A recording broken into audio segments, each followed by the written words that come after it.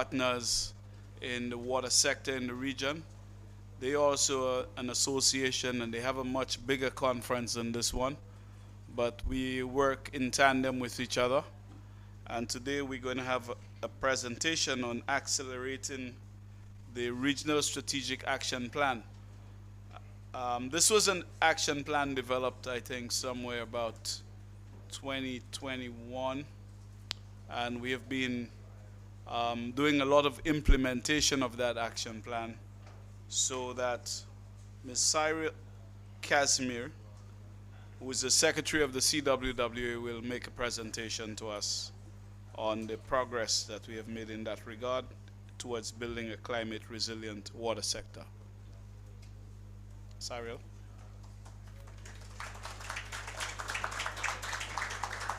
Mr. Jean, I could use this, right?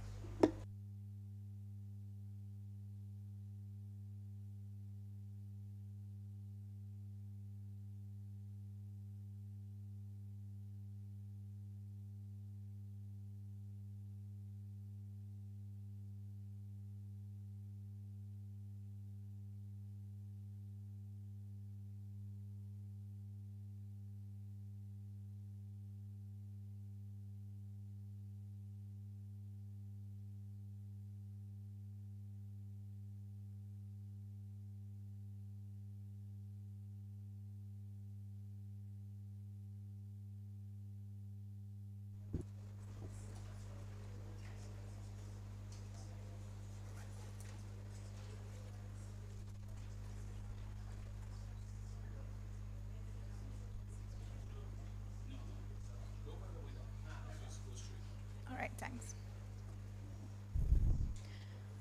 All right, so good afternoon, everybody. I hope everybody now feels filled and settled after that lovely lunch we had. Today, I'll be presenting on building a resilient Caribbean water utility workforce. And I'm going to be touching on CWWA's contribution to the climate-ready water sector. So this is just an outline of what I will be presenting. I'll be looking at giving you a little brief background, introduction, the challenges we face, the need for climate-ready workforce, the key contributions for the workforce resilience, and the regional impacts and success stories that we had, integrating the climate readiness in our water sector planning, and the roadway ahead and its conclusion. All right. So just to give you a brief introduction. So what does CWWA mean? It is the Caribbean Water and Wastewater Association. We are a regional non-governmental organization that was enacted in 1991 by an act of parliament in Trinidad and Tobago. So I'm just going to give you a brief summary on what our mission tends to focus on. It's uniting professionals and organizations to promote with collaborations to protect public health and promote sustainable development. Our membership consists of water and wastewater and solid waste professionals, students, and corporate members in the both public and private sector. Some of our partners, as Mr. Shaw would have indicated, is Kawasa, 5Cs, IDB, and CDP, and there's other partners as well, which will be highlighted further. So climate change. Climate change is severely impacting our water security through rising temperatures, changing precipitation levels, patterns, increased frequency, and the intensity of extreme weather events. We also have a high sea level rise, where it's projected to rise by 20 to 25 cm over the next 30 years, which threatens our coastal freshwater sources and infrastructure, as we know. So we are also exposed to disruptive hazards coming out of these climate challenges that we face. So with our droughts, we have leading the water security and reducing reservoir levels, flooding, which damages our infrastructure and contaminating our water sources, as well as hurricanes, which causes operational disruptions and long-term damages. And we know sea level rise also intrude into our aquifers and reducing freshwater availability due to saltwater intrusion. So that makes us vulnerable as small island developing states. Climate change possesses a systematic risk to already fragile water systems, limited landmass, and our high coastal exposure increasing our vulnerability. So that gives us an urgency now for adaptation. Caribbean water utilities must innovate. We must build to become resilient and adaptive to these vulnerable hazards that we exposed to. Why resilience and adaptation matters? It ensures our continuity of our service in a crisis such as hurricanes, supports the long-term sustainability of our infrastructure, enhances public trust and safety, encourages cost savings through risk reduction, and promotes proactive planning, not just for reactive responses. So therefore, there is a need. Operators, you are the gatekeepers of our public health and water security. You are the gatekeepers. Your role is to oversee the maintenance and operation of our critical infrastructure, ensure the delivery of safe and potable water to our communities, protect health by preventing the spread of waterborne diseases and pathogens. Climate adaptation in the water sector hinges on skilled, prepared professionals, urgent need for capacity building and knowledge transfer and technical innovation is needed. Therefore, CWWA are supporting the utilities in building skill adaptable workforce for a climate resilient future. So some of our challenges, and we would have identified some of the challenges we face within our water sector, within the workforce. So we know that we have aging infrastructure. We also know we have an aging workforce. That leads with us losing our institutional knowledge, as well as a skills gap, where it is we need for climate adaptation, disaster response, and modern tech expertise. We are becoming brain drain as well due to migration of skilled personnel, and our limited resources, as we know, is our funding and institutional constraints, the aging infrastructure and workforce, the need for climate risk assessments and early warning system. As we mentioned earlier on today too, we have limited opportunities when it comes to technical training, and it's within our own capacity that we can become more trained for ourselves by investing into ourselves. The need for climate-ready workforce. The need for climate-ready workforce. Water professionals must respond to emergencies and disruptions, implement new technologies and systems, engage in risk-informed decision-making. Skills needed. We must become adaptive leaders. Technical climate literacy is important, and cross-sectional thinking is needed. Therefore, what is our CWWA key contributions to workforce resilience? So one, CWWA have contributed through training programs through our REEF program. Our REEF program, which is the regional education and exchange facility, basically supports training through e-learning and capacity building. We have specialist groups such as water loss groups, wastewater groups, health and safety, waste solid waste and also water resources. Some of our partners are listed here. Yes, it's a very long, exhausting list, but they all come together to make a viable contribution to our workforce in creating a resilient workforce. So utility management certification programs are designed to build core competencies in utility leadership, operations, and governance.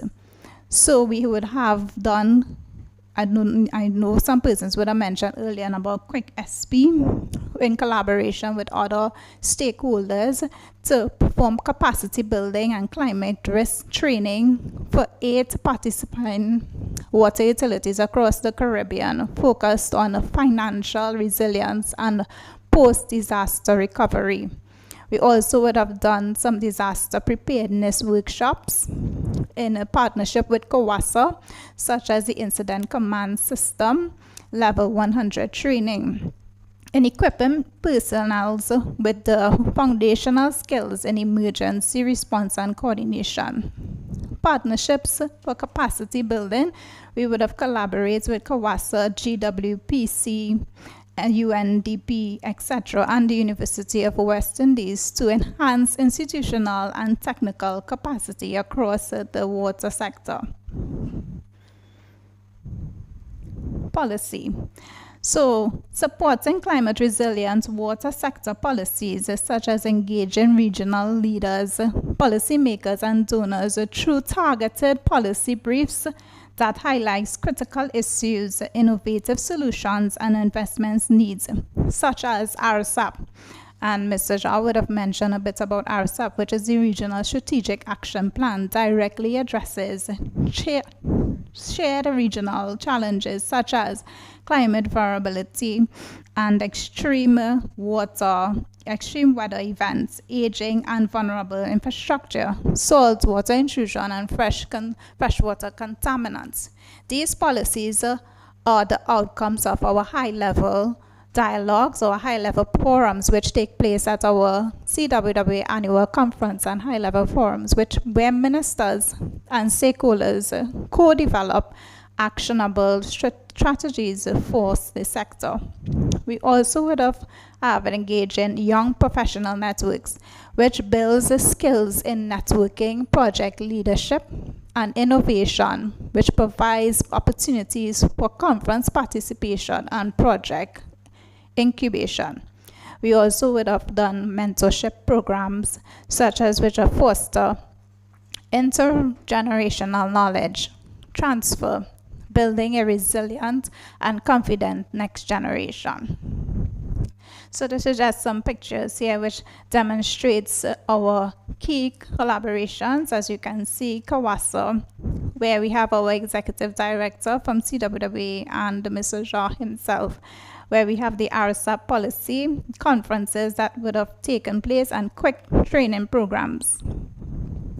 Regional impact and success stories. Technical support and outreach would have taken place at 30 Caribbean countries. Specialist groups collectively occurs with 200 membership, and a co-leader of the CDMOM RMM for the WASH thematic group. Program highlights Quick SP, ProBlue, NWC, UN, CWWA, and SSFE. And knowledge products are the high-level forum reports, guidelines to develop regional reuse standards, 2025 and wastewater knowledge and policy platforms, as well as I would have identified some of the webinar trainings that we would have engaged in. Integrating climate readiness in water sector planning. All these different inputs that I just would have addressed would have basically fed into our sustainable development goals, such as our quality education, which is goal number 4, goal number 6, which is contributing to clean water and sanitation, goal number 9, which is our industry, innovation, and infrastructure, And goal 13, which is our climate action.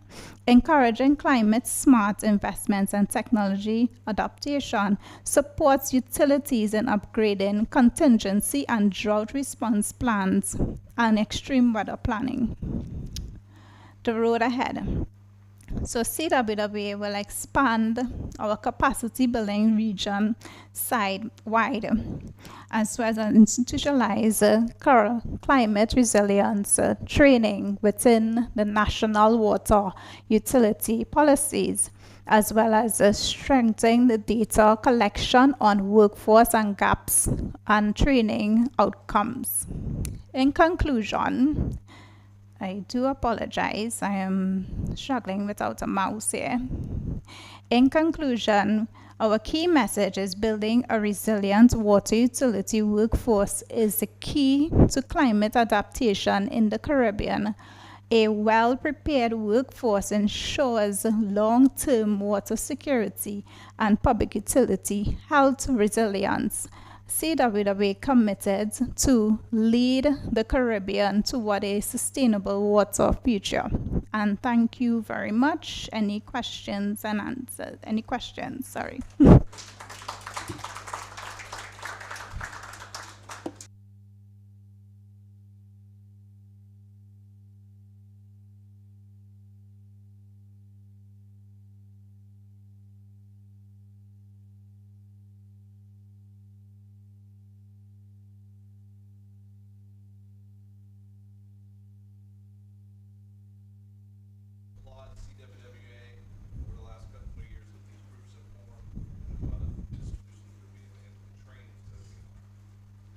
Yeah. So we have these specialist groups that were designed to try to, also cause mentorship programs, but also contribute back to the water sector, the wastewater sector, dependent on what field you are in. You can become a member of CWWA, and once you become a member of CWWA, you can also become a member of one of our specialist groups. Our specialist groups usually do webinars for free, and we do training as well. So it all allows you to help network yourselves and also help you build capacity and the knowledge that you may have not had before for free. You can get that knowledge by attending our webinars. Yeah. So feel free to join and become part and contribute back to your sector rather than just gaining alone from the sector. You can also contribute back to it. Anybody else?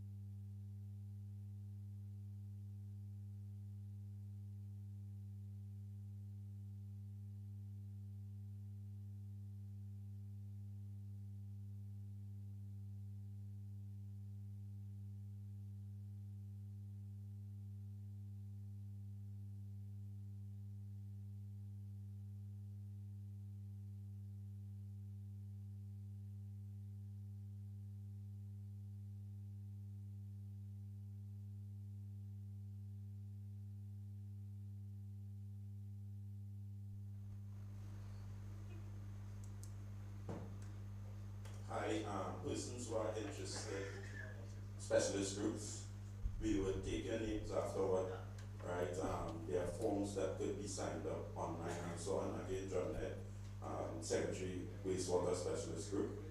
So either myself or Candice, we could take your names and try to have you added and registered and so on. Well, not this week, but next week, God willing. Thank you.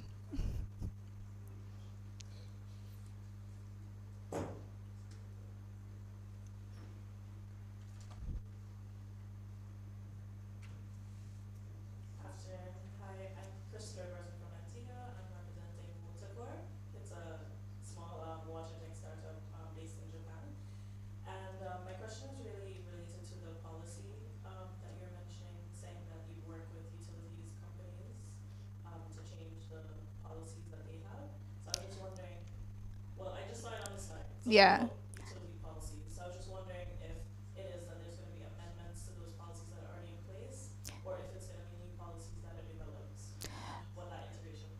So there are amendments currently ongoing with the RSAP policy, and there will be new policies when we go to our conferences. Basically, based on our discussions that we will have in the conferences amongst the ministers, the different stakeholders, then we do generate some new policies. RSAP was a product of that, as well as one of Quick was also a product of it as well. So that's sorry.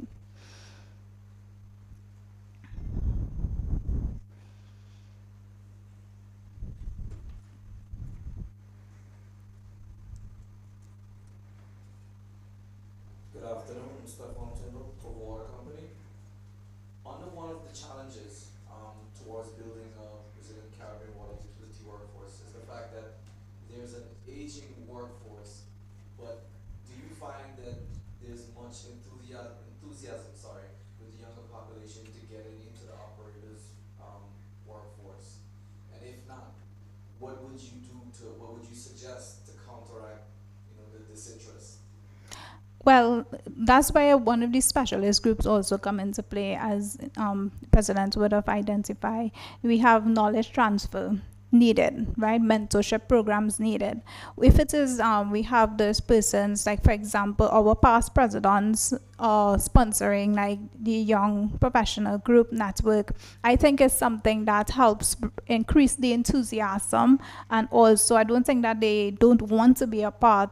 It's just the access to information. When it is sometimes information is limited, it makes a person feel demotivated to become part of something, or to put an input, because sometimes, the aging generation might think that, well, this person is coming from a job, etc. So all those things are sometimes, hindrance a person feeling vulnerable to become part of something. So if it is that we have more mentorship programs, for example, like Mr. Gill usually would take young persons underneath him and, mold them to. So I was myself sitting in the crowd at one point in time, and now I'm here. So I think that if we have more persons interested in doing that and giving up their time willingly, I think we will get the younger ones to become more interested and involved. Support, more or less.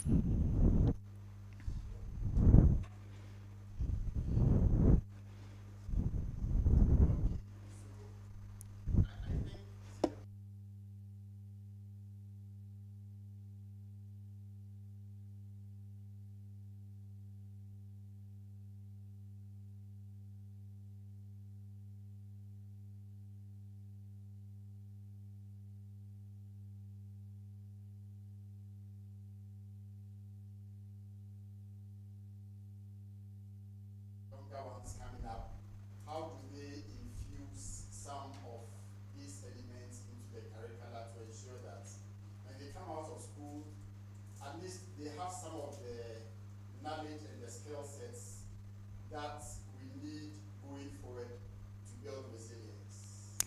If you can elaborate a bit. So I could give you an example. Recently, we have a program where it is, we have actually a group of persons that usually signed up to do research projects, etc. So if it is CWWA was awarded some sort of project to do, we usually approach the universities to ask for assistance, where it is students will then now become part of the project and execute some of the, for example, data collection. They will execute some of the outlines that the project requires, right? So the task that the project requires. So we do engage in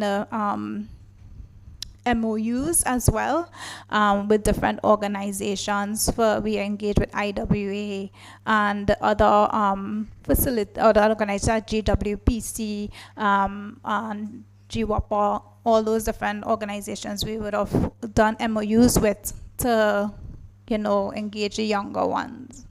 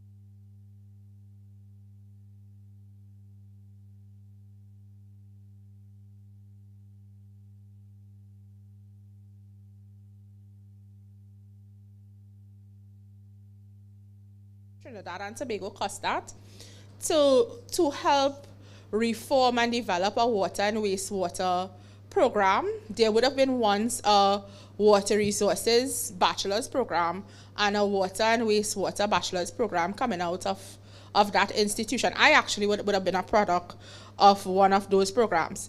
So they have approached us to assist in reforming, um, and that program in itself would lead to somebody coming into the institution, getting the theoretical knowledge needed for the water sector, and then being able to come into the water sector. I also think that we should recognize, and I'm sure Ignatius would agree with me here, we should recognize the Caribbean Institute for Meteorology and Hydrology, which is CMH. The CMH would have been doing some meaningful work in the Caribbean in terms of our hydrological data and our climate services and climate type data.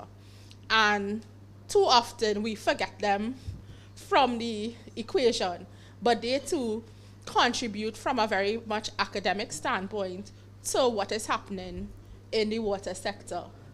Um, what I will say though is that some of these relationships are still too informal, and we need to formalize them more. And we need to formalize the relationships in such a way that utilities, when they take on interns, the interns come out of some of these university programs and get the training in the utility, and we facilitate them, help them, and bridge the gaps that we may have now, especially as we turn the tide towards more technology and innovation. Yeah?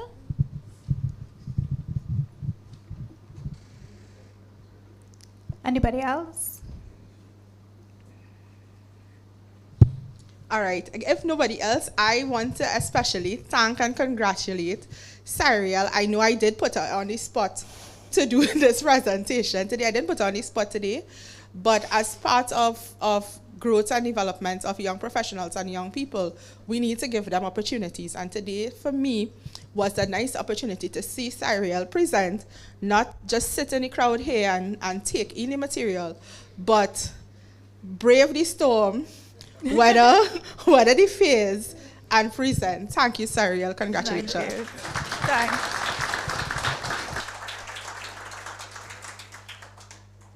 Thank you very much.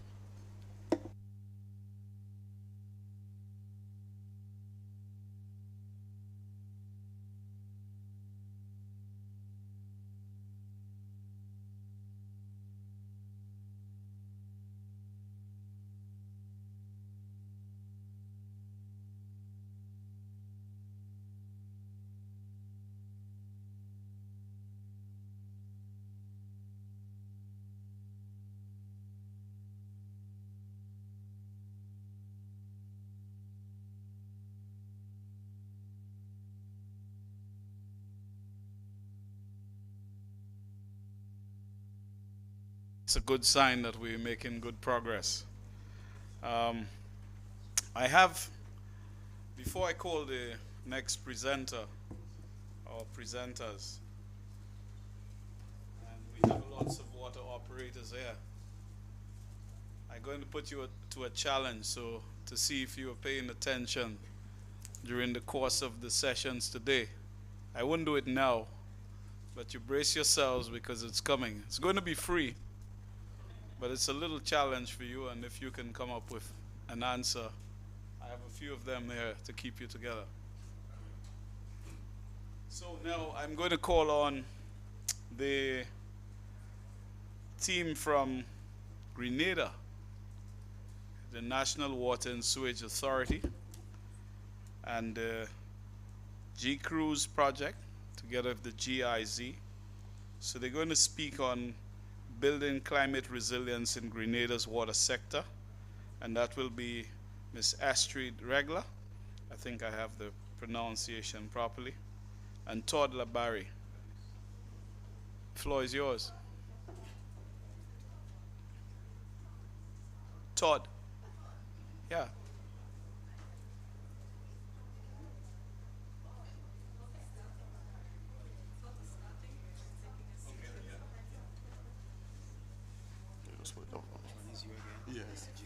Yeah. You guys wanna use the clip? Yes, man. I don't see up on the screen. I go. See if I just full screen, so I go for that. Yep. Good afternoon, colleagues.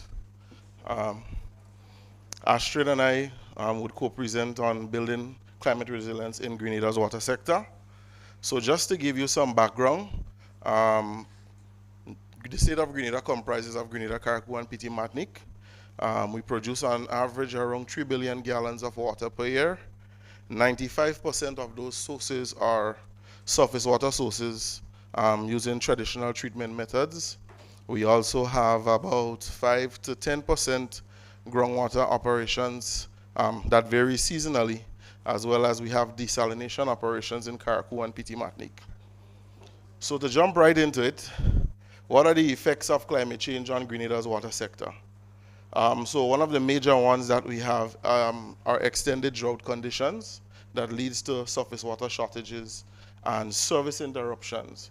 And you could take a look at the catchments here to see the extent of the effect that it sometimes has on us. The most recent case being the drought in early 2024.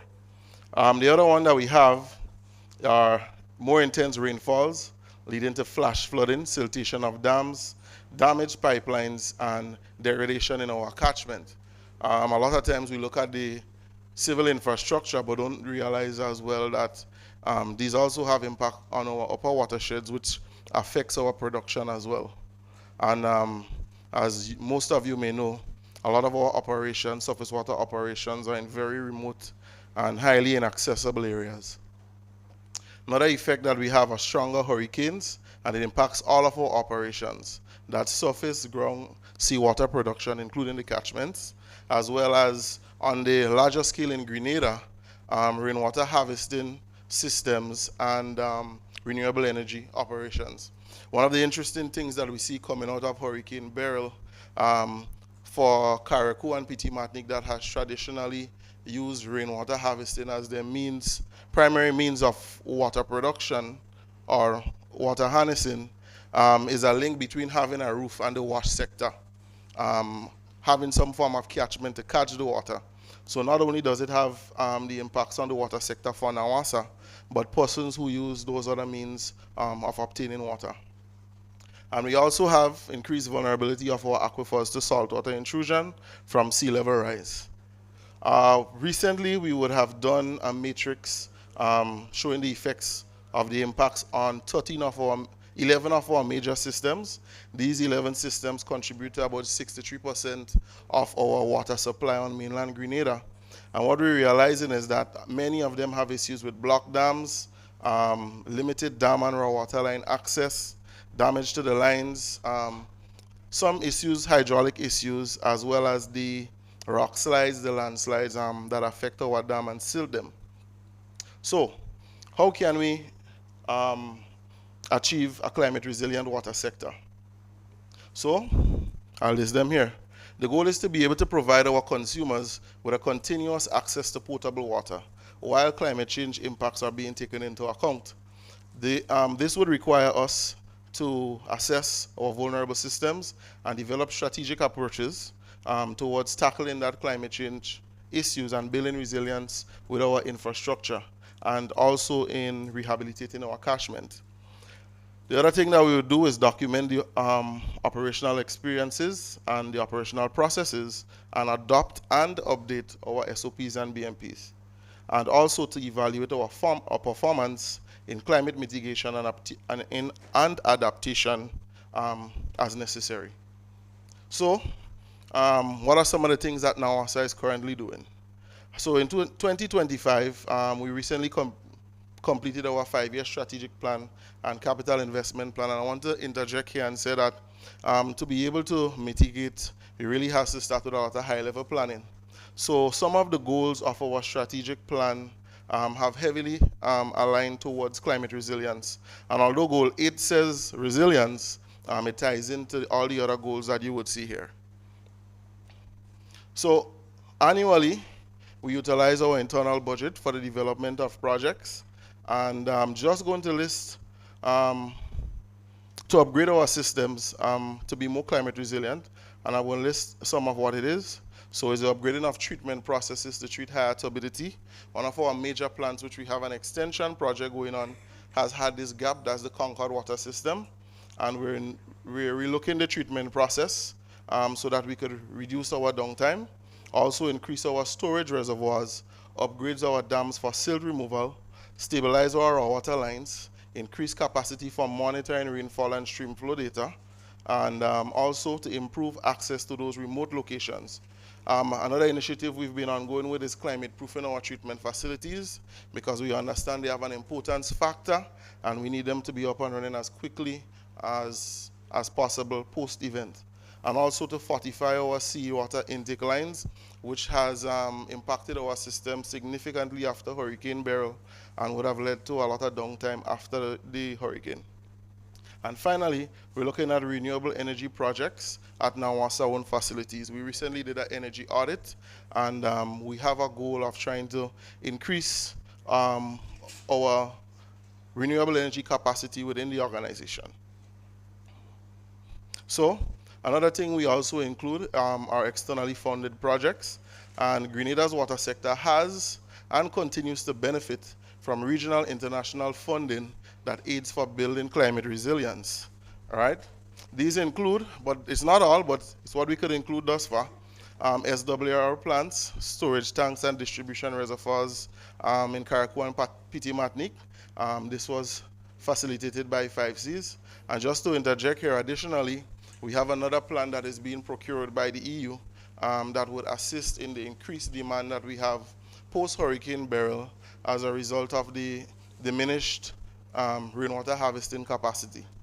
We've also done water treatment plant construction with BNTF, and under GIZ we've looked at rainwater harvesting tanks at a remote and elevated area in Blaise, and then followed up thereafter with another project from the Japanese government through the embassy in Trinidad to assist offsetting the dry season issues with that same system. And also, we would have not only done Nawasa-based activities, but also extend our input under SEDIMA to assist schools and emergency shelters with additional storage. So finally, before I turn over to Astrid, I would also want to note here that we have the UKSIF Southern St. George Water Supply Expansion Project, and it's on the same Concord water system I would have spoke about before. And it's to reduce the stresses on our groundwater sources, as well as to give the persons in the south of the island a significantly more reliable supply. So lot one of this project here is to upgrade the plant and the dam. And what we would see under this is the rehabilitation of the intake, which is frequently silted and blocked, as well as to upgrade the plant's capacity to treat turbid water and reduce the downtime associated with it. And I just want to say that that is a major issue for us in the rainy season, so the project is very much welcomed. And also we're going to add 700,000 gallons of additional storage onto the distribution network to offset those instances when we have to shut down the system for whatever purpose, but mainly for extreme weather events. So another one I want to touch on really quick is the CDF-assisted building resilience in Grenada's critical watershed. So the matrix I would have shown earlier, some technocrats came together and we developed some solutions and some prioritizations for those solutions.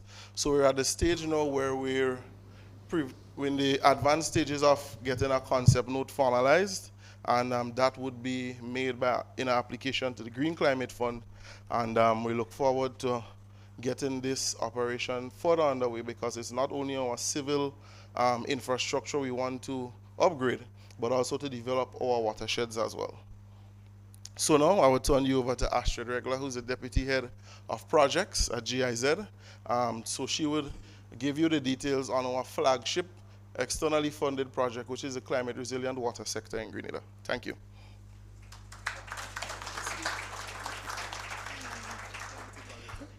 No, thank you, Todd, for this nice introduction. Okay, my name is Astrid Riegler. I'm the deputy head of the GCRUISE project, Climate Resilient Water Sector in Grenada. I'm working for GSZ, for the German government, for the German International Corporation. And I'm based in Grenada. I'm since December 2021, I'm in Grenada. Before I start with the presentation, we had recently a peer-to-peer exchange. We invited some people from St. Lucia and St. Kitts and the Nevis to Grenada. Is there somebody here in the forum who was recently in Grenada with us? Nobody? Okay, then I'm starting with my presentation.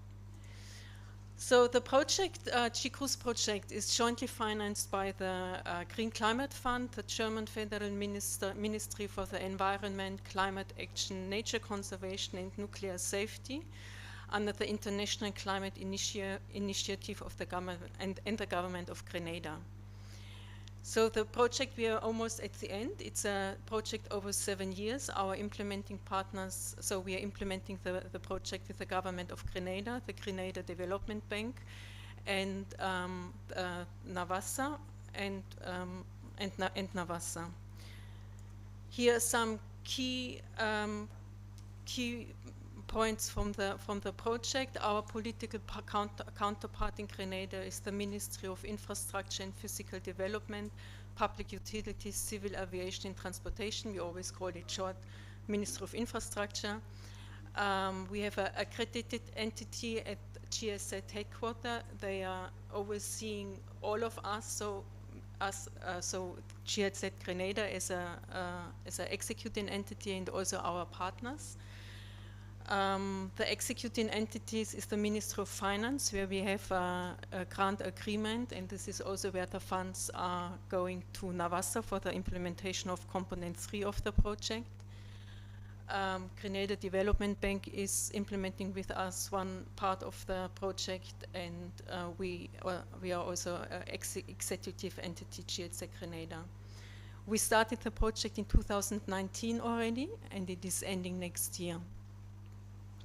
The budget, it's quite a voluminous budget. We have 45 million, a bit over 45 million euros in these 7 years, of which Green Climate Fund has donated 38, a bit over 38 million, the German ministry 2.5 million, and the government of Grenada 4.2767 million, which comes as an in-kind contribution with staff, etc.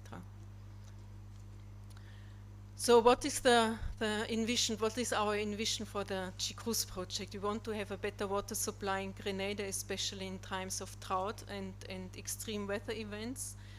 And how do we do this? So we're looking for improving or doing a sustainable water resource management. We also want to encourage the agriculture and tourism sector in water saving. We supply more water storage. Non-revenue water was mentioned already several times already today. This is also where we are supporting. We are looking for cost reduction and green energy in water supply systems. And we have these peer-to-peer processes and replication of the water projects in the Caribbean. GCRUISE has 5 components. The first component is the climate resilient water governance. We have the second component, the climate resilient water users, and climate resilient water supply systems. These are the components financed by the Green Climate Fund. And of component 4, additional contribution of the water sector to Grenada's NDCs, and regional learning and replication is financed by the German government. Let us go a bit deeper into the components, and I marked also these square boxes. These are my so-called challenge boxes. I looked to the project also, okay, what have I experienced so far, what was challenging for the implementation. So under the climate resilient water governance, we established empowerment of the water resource management unit. Mr. Terence Smith, I think, was already referring to it. And also referring to one of the questions, this is under a new legislation, so we drafted a water resource management and regulation bill. This became an act spring this year. the next step will be that the water resource management unit will be staffed. We in the project, we still can support we will supply them with the equipment, office equipment, with IT equipment that they can start working. We will also do capacity development until the rest of the project, until next year's June 26. We are looking also in mainstreaming of climate resilience in the water-related sectors, meaning we try to make rainwater harvesting mandatory.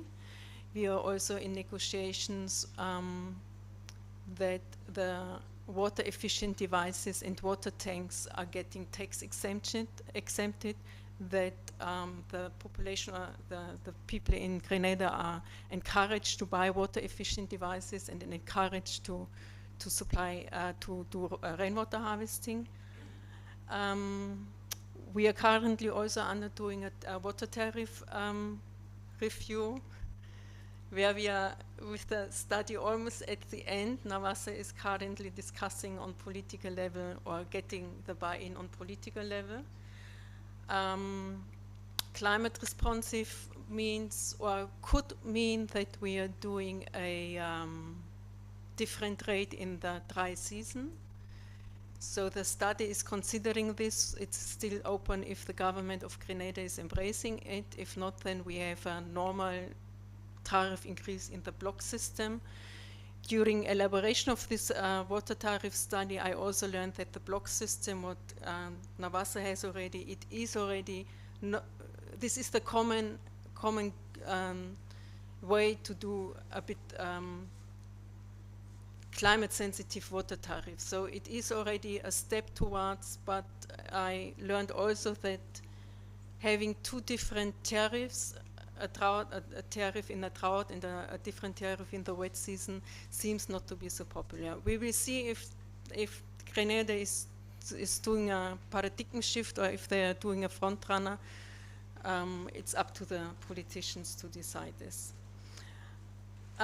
What I have seen in the component one, since this is also mainly my component, I think the biggest challenge, if you're doing this political or institutional changes, or this is, how do you finance these new institutions?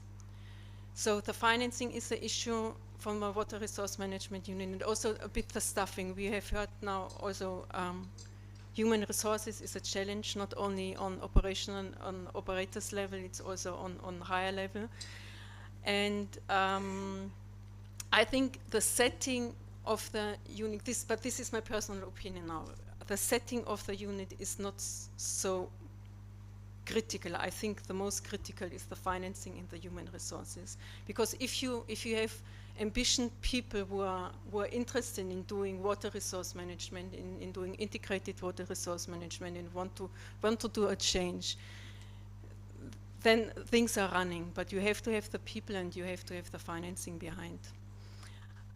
What I also have, what was also one challenge for us in component one, we had an extremely long approval process for the bill, that it became an act. It took almost 2 years. It went back and forth between the Ministry and Legal Affairs.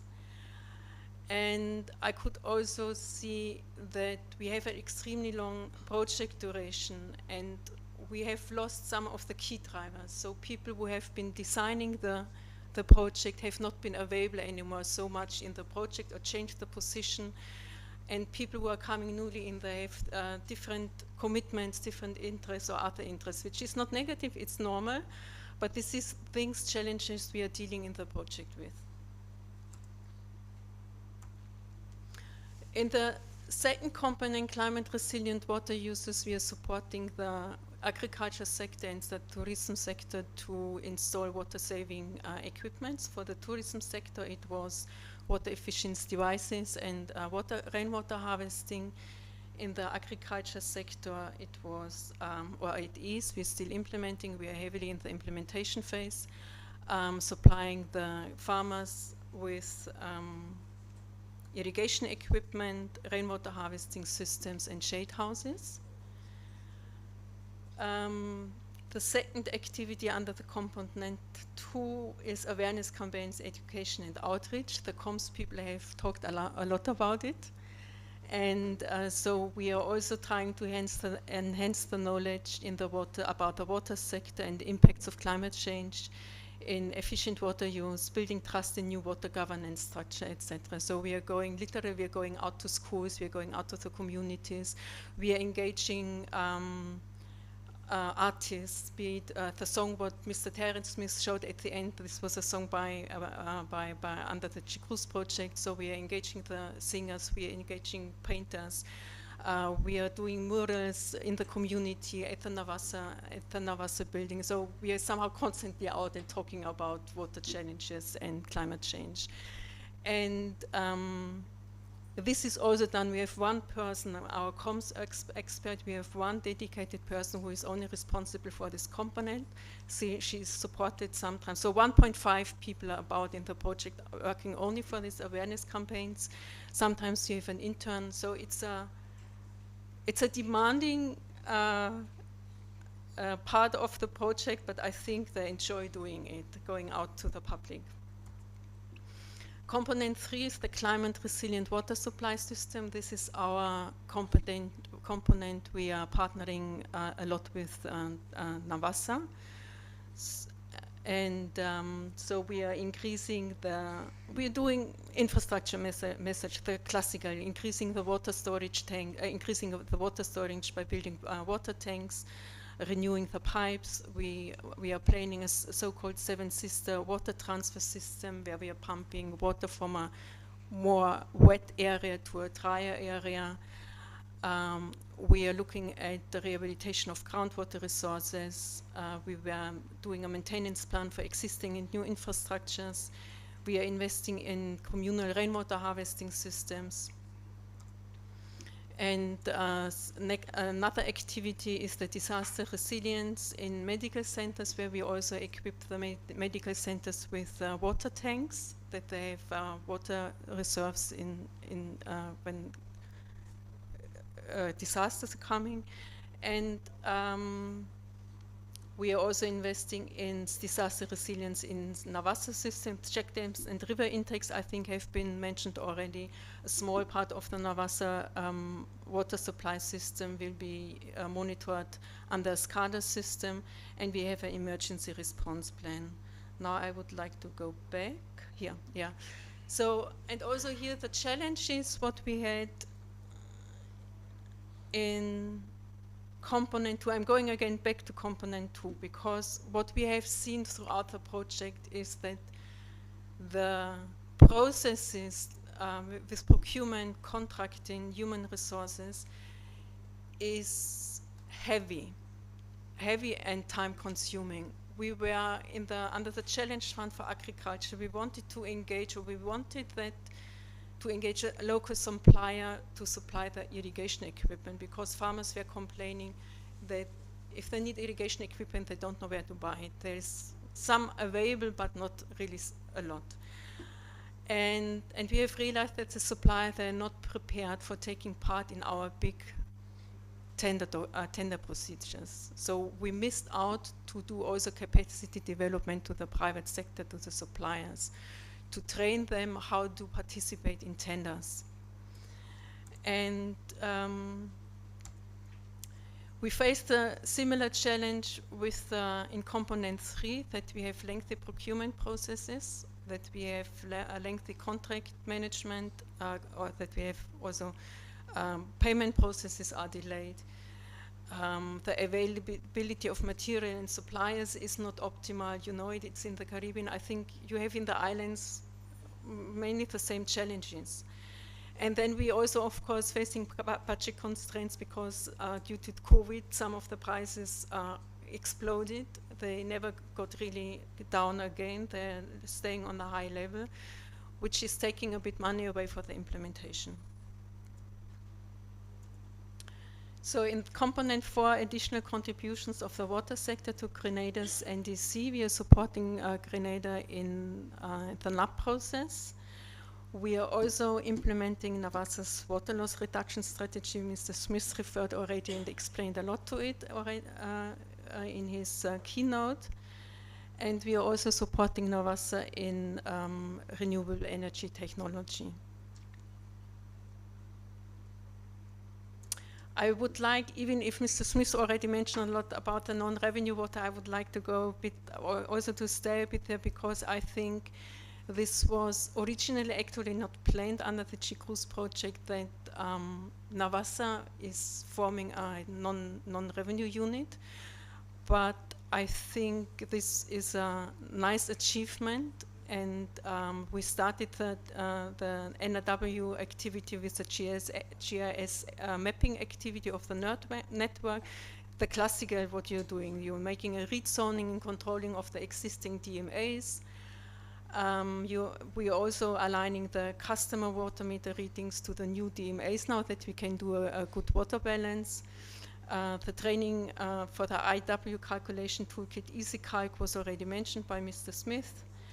And the establishment of the new unit, I think it was really a key milestone, a key step Navassa did, because I can see that the unit is doing now regular monthly reports. They are monitoring the DMAs. They are seeing when the non-revenue is jumping up, then they're going out and looking for leaks. And they're making a continuous control now they have a lot of DMAs, but they are starting. And I think they're also looking at their standard operation procedures, where we are coming then also that they are looking where in other departments are links to the non-revenue water, and this was not considered before, like when there are new service connections, that they are informed where there are new service connections, or when they have repairs in the pipe system, that the non-revenue water department is getting informed. So I think it's also, this unit also helps a bit more that the team is, that procedures are, that the mind change is a bit changing, so that they are not doing business like usual. They are thinking a bit more about together, and that the information flow is also coming from one department to another department. I think this was a big achievement.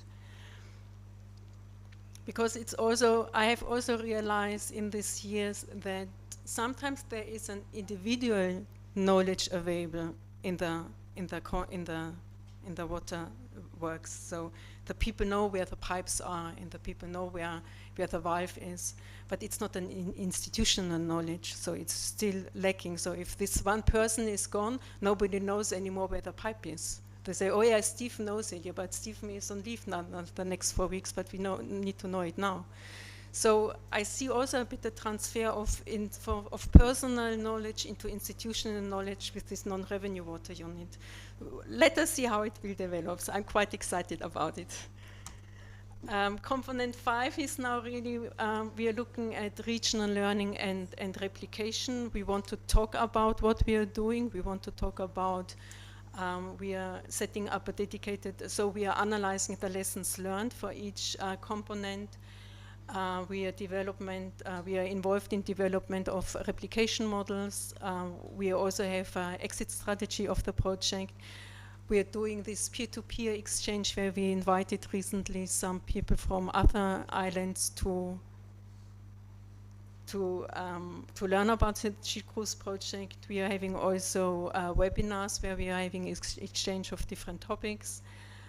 We are also participating in CWWA and the Kawasa conferences, and we support Caribbean states in concept notes for funding processes for the GCF. So we try to share our successes, but we try also to share our failures, because you don't need to make the same failures like we did.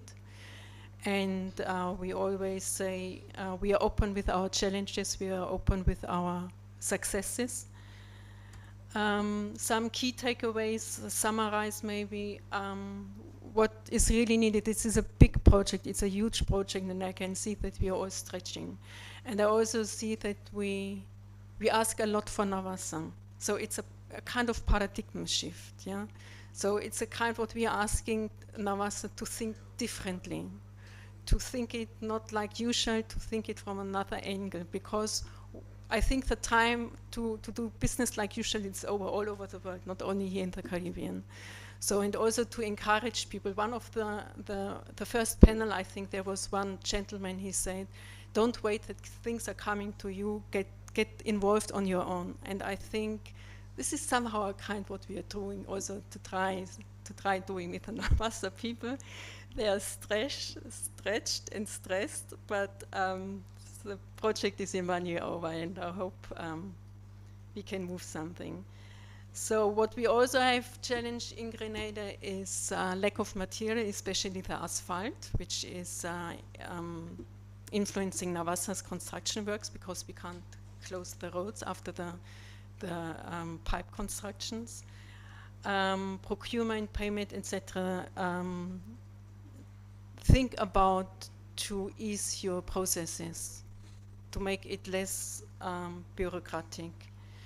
Consider also the small-scale markets and procurement of supply challenges. This is always popping up in most of our activities. And look out for local key drivers for all the key activities. And also, I learned during the establishment or during the water resource management unit, the bill. Have the civil society on board because they can translate. I think the civil society is a good translator to the public of what we are doing, because we are doing sometimes things on a very high political level or theoretical level, and we need translator to the public, and I think that the civil society is a good translator. We also have a grievance redress mechanism in the GCRUS project, meaning if you are going out doing something, is it construction, workshops or whatsoever, and somebody does not agree, somebody is harmed, somebody wants to raise the voice, they can address us, they can talk to us, they can inform us, and then there is a mechanism where it will be taken up and discussed and worked on it. Here, like us on social media, you can get us. I really would highly recommend going to YouTube and just type in GCRUS Grenada. You will get a lot of videos from our activities, the songs. We made also a video with the painter where they explained their paintings, and I think it's quite entertaining looking at our social media or the YouTube. That's from my side, I think. Thanks a lot.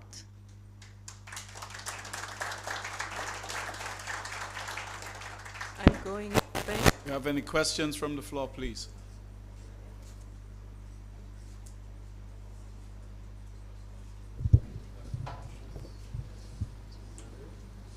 Everybody's all right?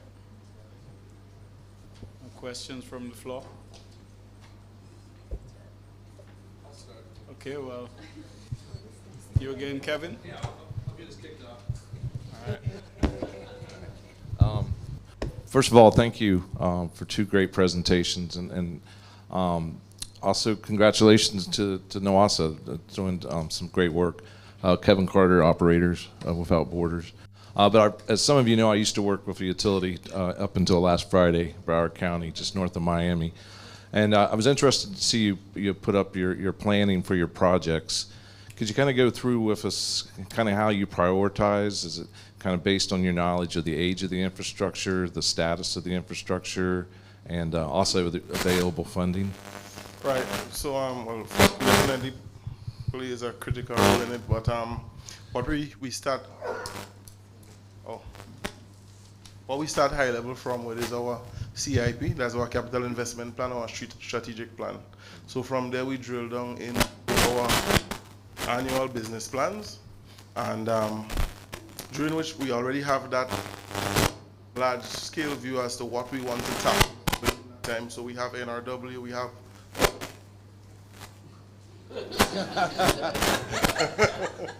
right, yeah.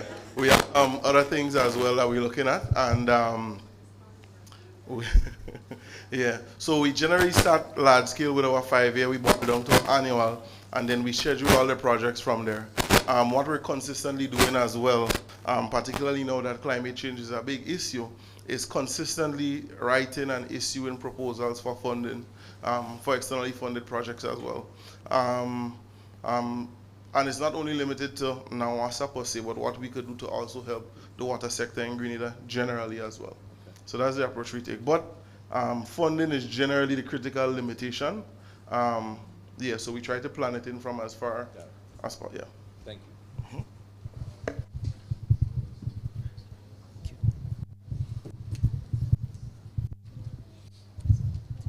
you. Jason Brown.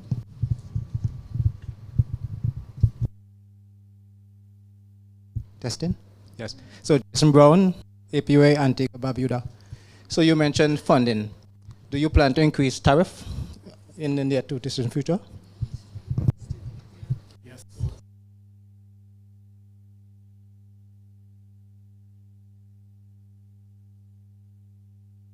Right. Yeah. So as Astrid would have mentioned, we have the climate responsive tariff study that is ongoing, and we're at the level now where we're bringing it to the decision makers. Particularly as relates to energy and growing economies, growing Grenada, growing in industry. There's always a greater demand.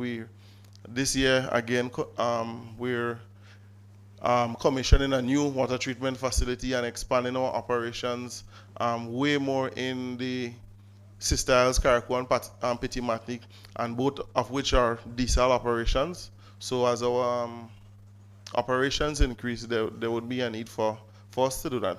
You want to go? Okay. But then it still has to be something that's sustainable. Maybe I also would like to add to this because I know this water tariff increase is also always a very sensitive topic. When we started the project in 2019, we had it always. So from the beginning, we had this water tariff study in the project because we do. So because Nawasa is getting a lot of infrastructure from us. So I think it's over 20 million. It's over 20 million euros. And Nawasa has to be able to maintain and operate this. And when we started the project 2019, Nawasa did increase the rate, I think, to 1st of Jan 2020. So, and that's the reason we postponed it until the end of the project. And it was, and I don't know for how many years Nawasa did not have a water increase from 2020. Was it 10 years, 15 years? 10? 2010. Yeah, 10 years. So it's quite a long time, and already when the study was done, water tariff study was done for Nawasa for 2019, it was advised to do another tariff review for 5 years later. And it was also advised from our consultant now who is doing the tariff study to do another review in 5 years. So I think I know it's a critical topic, but I also see the need for water utilities to increase tariffs. Of course, always considering the social affordability, and because I think the aim is also to get a really innovative, modern water supplier, and it's not coming for free somehow. It's not coming for free. And if I look at my water bill in Grenada, or if I compare my water bill in Grenada with my electricity bill, Grenada, the water is it's cheap. I'm paying 30 EC, but I'm paying over 200 EC for the electricity supply. It's always a huge discrepancy. In all of the countries I have worked worldwide, be it in Africa, in the Balkans, in India, the discrepancy between water and electricity was always huge, and the acceptance, it was always interesting, the acceptance for paying a higher electricity bill was always much higher than paying a bit more for the water bill. Yeah.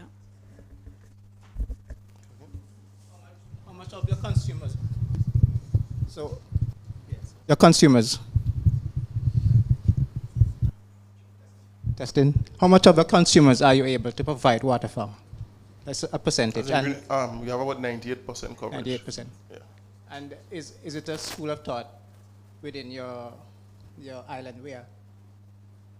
What's your water loss look like, a percentage? About 26%. From the 26%? last, yeah, that last Oh, one. that's yeah. good. Yeah. Yeah, okay. Can I, colleagues, just add to that, to Astrid's point? Grenada's water tariff is the second or third lowest in the Caribbean. So if you look at some of those reports that I mentioned in one of the earlier slides of my presentation, there's data in two of those documents. Anybody can, and they are included in the bibliography that I included. We are definitely slightly higher than SVG for the simple reason that St. Vincent is blessed with a topography and a geography that allows almost total gravity fed systems. So they have very little pumping and stuff, or no pumping and stuff like that. We have limited, we just have a few groundwater wells, and there's only one system that in which the intake is at a lower level than the plant, so we have to pump up to the plant. Other than one or two other small pumps, but generally we're also gravity fed. We are just around the tariff of St. Lucia, Wasco, maybe a little less. So, as Astrid mentioned from her international experience, water is relatively cheap in Grenada, but it is difficult to persuade the population that they ought to spend a little more of their monthly household income on water. They will spend it on phone cards, on Netflix, on whatever it is. And that is part of the comms, part of the discussion that we had earlier today. That would be part of the job of the comms personnel to educate the population into what it goes, what are the inputs to producing clean water, and why the average household ought to spend a larger proportion of their monthly income on water, because water is life.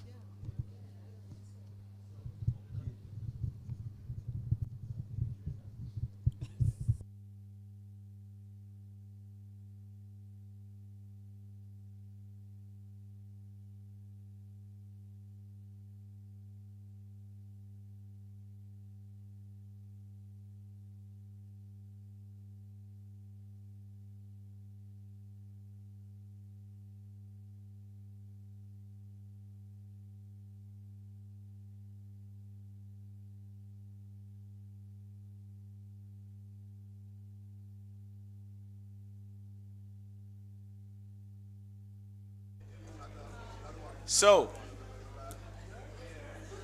I think we're having some very lively discussions still going on, and I think this presentation has stimulated that.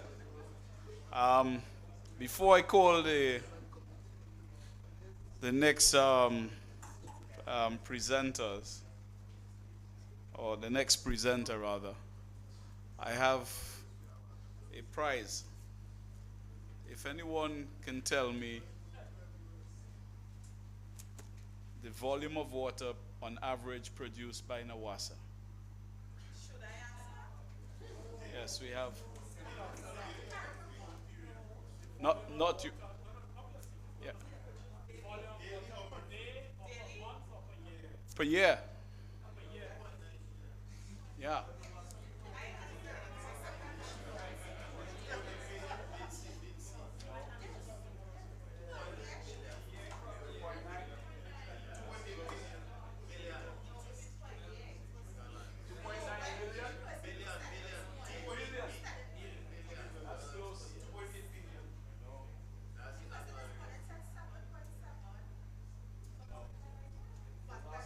The last presentation this morning, I think that was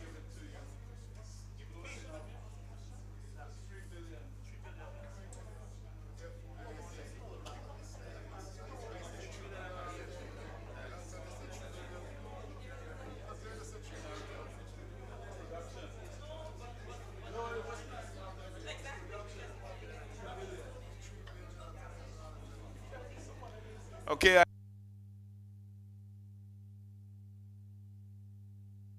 Next presenter, sorry.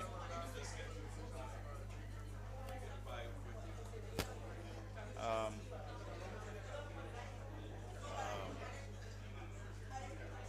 yeah. So our next presenter is coming from the Development Bank for Latin America and the Caribbean. He's the principal executive for water and sanitation. For the past 8 years, he has worked as the principal executive and water and hydraulic resources specialist in the Urban Development, Water and Creative Economics Division, assigned to Latin America, to Ecuador. He's a civil engineer by profession with a master's in water resource management. He has over 20 years experience in the water and sanitation sector, and he has held various positions in drinking water and sanitation companies in both Guayaquil and Quito. And he has also been a lecturer at the Faculty of Engineering at the Pontifical Catholic University of Ecuador. He is currently responsible for water and sanitation projects in Ecuador, Barbados, and Trinidad and Tobago. And he is Mr. Luis Fernando Burbano of the Development Bank for Latin America and the Caribbean, one of our big sponsors. So let's give them a round of applause for supporting us. And over to you, Mr. Burbano.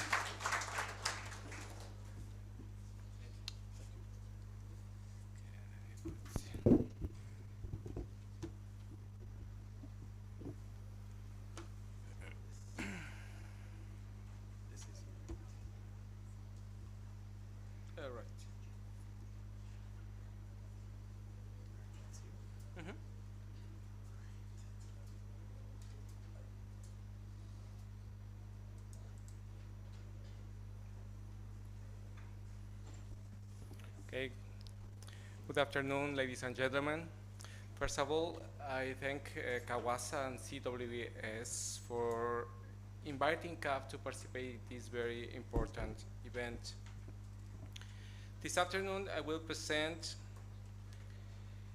what CAF offers in terms of technical and financial capacity to mitigate critical water scarcity in the Caribbean.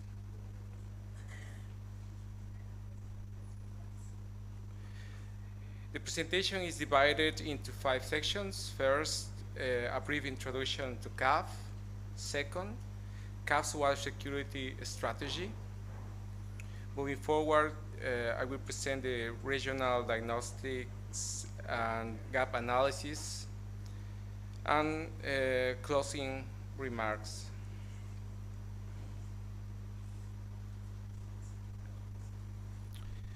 Let me begin by introducing CAF, which stands for Corporación Andina de Fomento in Spanish. In English, stands for Andean Development Corporation. CAF is a cooperative bank owned by countries in a region dedicated to supporting their development goals. It was founded in 1970 with 6 Andean countries. In 2025, CAF includes 23 countries, of which 6 are in the Caribbean: Antigua and Barbuda, Bahamas, Barbados, Dominican Republic, Trinidad, and Tobago. CAF has increased its presence, as you can see, in the Caribbean, and we hope more Caribbean countries will join CAF. In fact, the governments of Grenada and Dominica have shown a strong interest in joining CAF, and Grenada's parliament has even approved its membership. At CAF, we promote sustainable development through various means, providing loans and non-reimbursable resources, supporting technical and financial planning of projects. CAF finances infrastructure projects in sectors such as transportation, energy,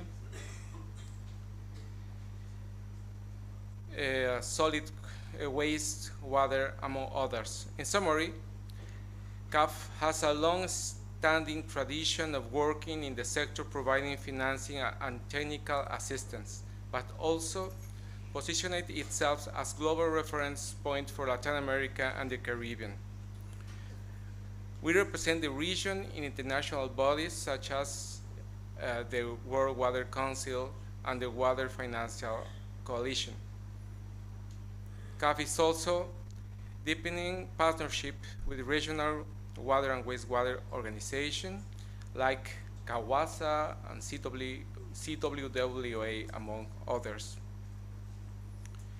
Last year, we were proud to sponsor and participate in the 20th High-Level Forum for Caribbean Ministers with responsibility for water and wastewater. CAF maintains a regional management office for the Caribbean based in Port of Spain, Trinidad and Tobago, and we are about to open an office in Barbados, both led by Dr. Stacy Richards Kennedy. In fact, joining me is Kevin Hope from the regional office based here in St. Vincent and work also in the islands in the region. CAF currently has several active loans in the Caribbean, as you can see in this slide.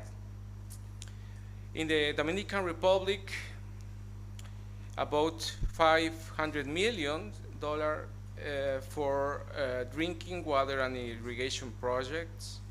In Barbados, $10 million for rehabilitation for drinking water system, and also we included the development of a 30-year water master plan to help the country in planning the sector.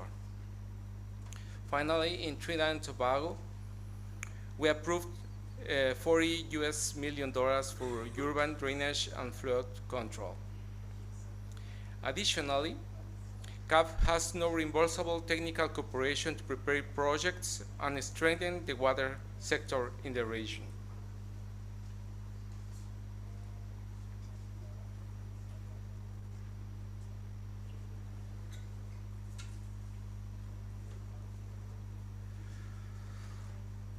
All CAF actions in the sector are guided by its water security strategy, built on 4 pillars: water and sanitation, integrated water resource management and governance, drought and flood risk management, and reduction of contamination.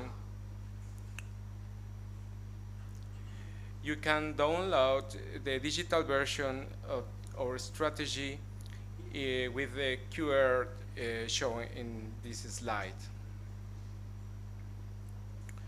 Also, within this framework, CAF launched a voluntary commitment of $4 billion in 2024 to support the water sector in our shared countries, and we have already reached 65% progress.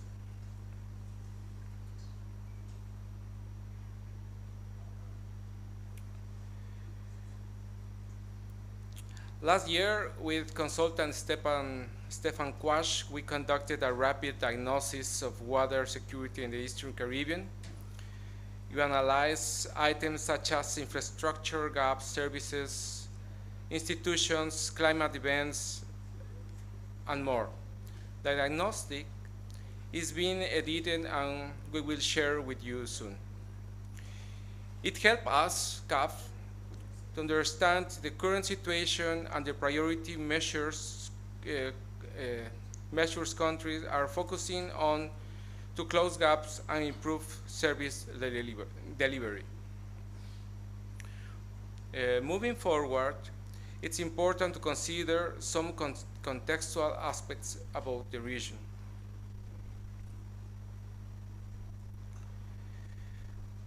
We can start by analyzing the scale of the countries and the level of urbanization, where, looking at these numbers, it becomes clear that the challenge lies in being able to serve those non-urban communities, which in many cases exceed 40% of the population.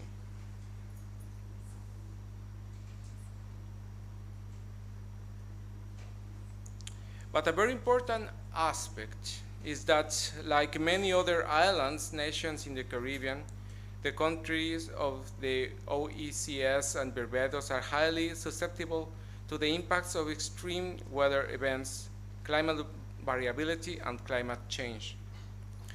In fact, the region experienced 3 Category 5 hurricanes between 2017 and 2019. When a hurricane hits, like Mr. Smith mentioned this morning, it can wipe all the entire annual GDP of a small island, and it's often the poorest who suffer the most. Sorry. We must take into account infrastructure networks are being affected by the physical impacts of climate variability and change, but can also play an essential role in building resilience to those impacts.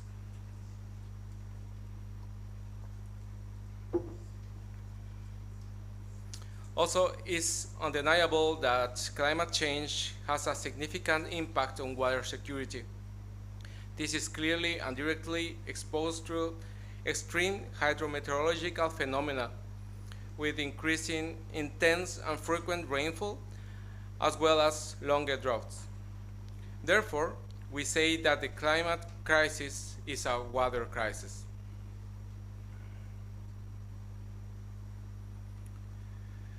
So let's start with some data that clearly show what situation is in the region in this regard.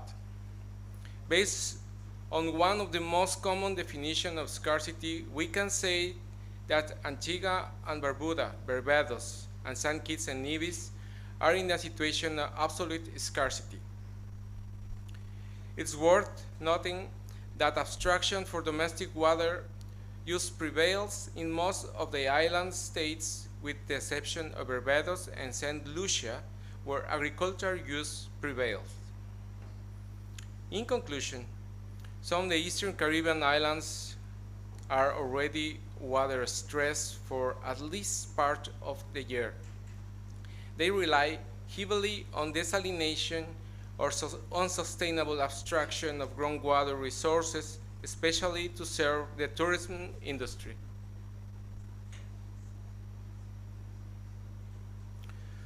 For this reason, analyzing the sources from which water is currently obtained for the provision of services takes on special relevance.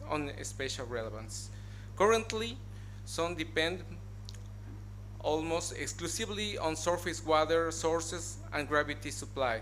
Others depend on surface water and accessorily on groundwater. There are other cases where desalination and groundwater complement each other. And cases like Anguilla and British Virgin Islands that combine desalination, wells, water reuse, and rainwater harvesting. Regarding infrastructure, the effective sectorization of water distribution networks, DMS, is rarely a reality, thus impeding network management, pressure management, water balance, no revenue water management, and the optimal allocation of limited operational and financial resources. Also, there is a low development network automatization and SCADA, thus leading to a lack of real-time knowledge of network pressure and flows, longer reaction times, super customer information and satisfaction, which means an inefficient operational management.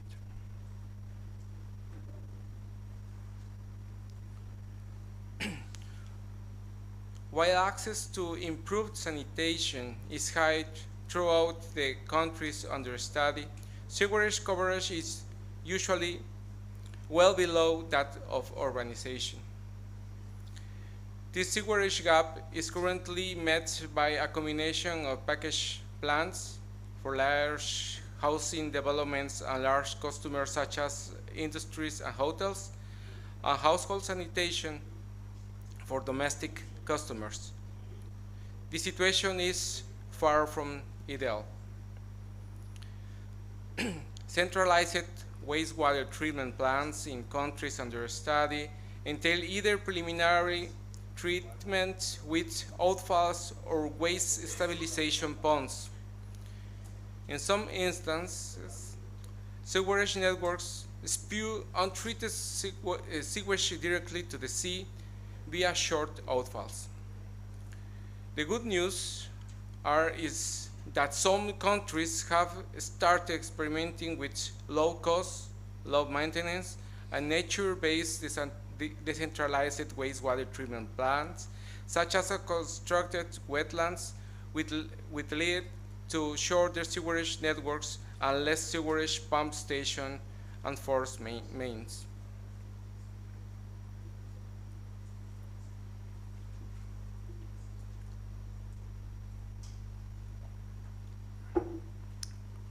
Regarding legal, institutional, and regulatory aspects, in several studied countries, the entity in charge of water supply also manages water resources. A strong case in emerging for creating independent water resource management bodies following integrated water resource management principles. In others, water resources are managed by separate entities under environment ministries or independent water agencies. Economic regulation of water and sanitation services usually falls to the ministry or service provider, except in Barbados, Grenada, and St. Lucia, where independent regulators exist. Drainage services generally fall under road or transportation ministries, except Guadeloupe and Martinique, where local water and sanitation authorities now manage drainage. A major issue in many small island developing states is institutional fragmentation of the absence of comprehensive national water legislation, leading to overlaps and gaps. Given their high exposure to disaster and climate change, almost all study countries have robust disaster preparedness and recovery policies and management institutions. In summarize, institutional aspects are extremely important, which arrive to the conclusion that there is a close relationship between the quality of the governance framework and the performance of water and sanitation utilities in the English-speaking Caribbean. Finally, we propose a set of action lines to be implemented based on recommendations and conditions that ensure effective execution centered on service provision and water management under scarcity and optimizing decision-making through better data.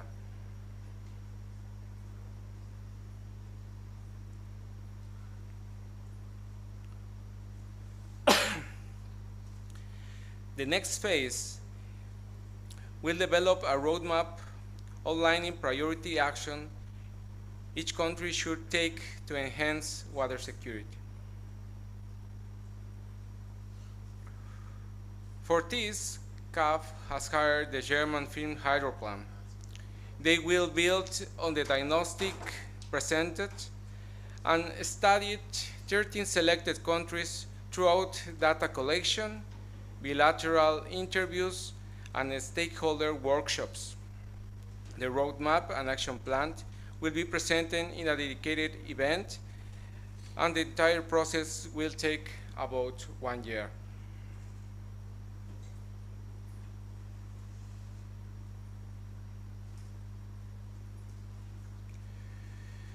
Some final comments. CAF has a strong experience financing water security projects across Latin America and the Caribbean. We are expanding in the Caribbean with a long-term commitment. We offer tailor-made financial solutions to member countries. Also, CAF provides technical assistance through non-reimbursable resources. CAF's corporate mandate is to become the blue and green bank of Latin America and the Caribbean. We seek collaborative work to achieve our shared objectives, and we are developing a roadmap and action plan for water security in the Caribbean. So thank you very much. I don't know if you have comments or questions. Thank you. Do you have any questions at this time for Mr. Bourbano? Please feel free.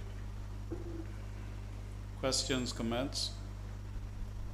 Well, there being none, thank you very much, Mr. Bourbano. And, oh, I didn't see, sorry. I missed that. Thank you very much for being here, and thanks for CAF for being in the region. Very important to get all the financing we can, and I look forward to the report. I'm Kevin Carter, Operators Without Borders. I wanted to also salute you for looking into the sanitation, and so I think getting sewer in the region and looking at those diversity of options is important, and I wish you much progress there. But my question, because I live in South Florida, we have 2,000 miles of canals. Could you please describe the $250 million canal that you funded in Dominican Republic? Or if you don't have much details on it, but I found that very interesting. It must be a very big canal. And what was its purpose? I assume flood control and water supply augmentation. Okay. Sure. It's a pleasure to be here, really. Yeah. So, as I mentioned, we are expanding in the Caribbean. There are many countries already as members in CAF. The Dominican Republic is member of CAF, I think, at least 15 years. So we have been working in the water sector probably 10 years. These are probably the last 3 or 4 relevant projects. Yeah, the big problem in the Dominican Republic is the offer of fresh water. That's why we are approving credits mostly in the water sector. And yeah, we have already also a small project for irrigation. And the project has 2 phases, and we are also working with non-reimbursable resources to help them to continue preparing projects for next loans. Exactly the scope of this project I don't have, because I'm not responsible for this project, but it's important to notice that we are working in these countries many years already, and we are continuously preparing new projects to help our countries in this sector. For example, in Barbados, we approved 700,000 grant in order to prepare projects to reduce the revenue water, and we hope to have a loan with the government in the coming years. That is the way we have been working in the Caribbean, and yeah, with the new members also we are offering non-reimbursable resources in order to prepare projects and also to strengthen the institutional. Thank you. Okay, thank you.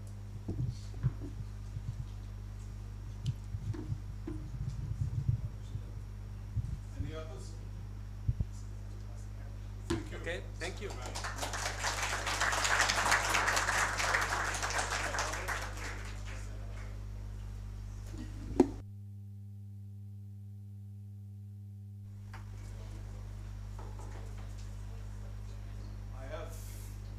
another giveaway.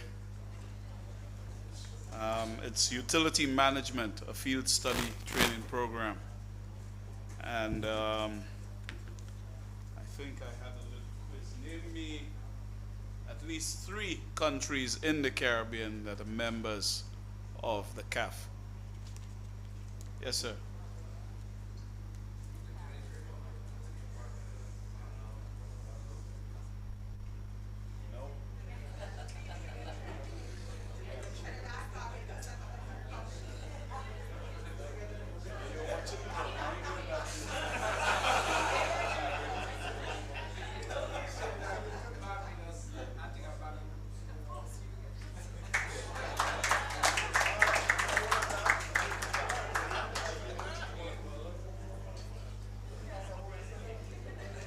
Okay, so we're going to take a 15-minute break. 15-minute break. We're going to resume to complete today's session. And I should also let you know that at 6:60 p.m. this evening at your respective hotels, the buses will pick you up to take you to the La View Resort, where we're going to have the evening session. So it will be, as you be smart, look smart, because we're going to take some photos. No, at the La View. So the buses will meet you at your respective hotels, right? At 6:60 p.m., 10 to 7. Okay?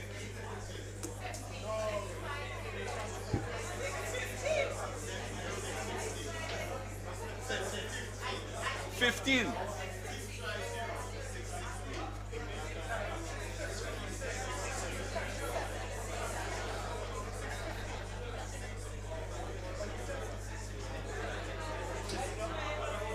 Apologies. It will be at 6:30. 6:30. All right? Yeah. We have time. It's only a 5-minute drive. Woman, brown, Vincy, hands up high, and let me hear you say.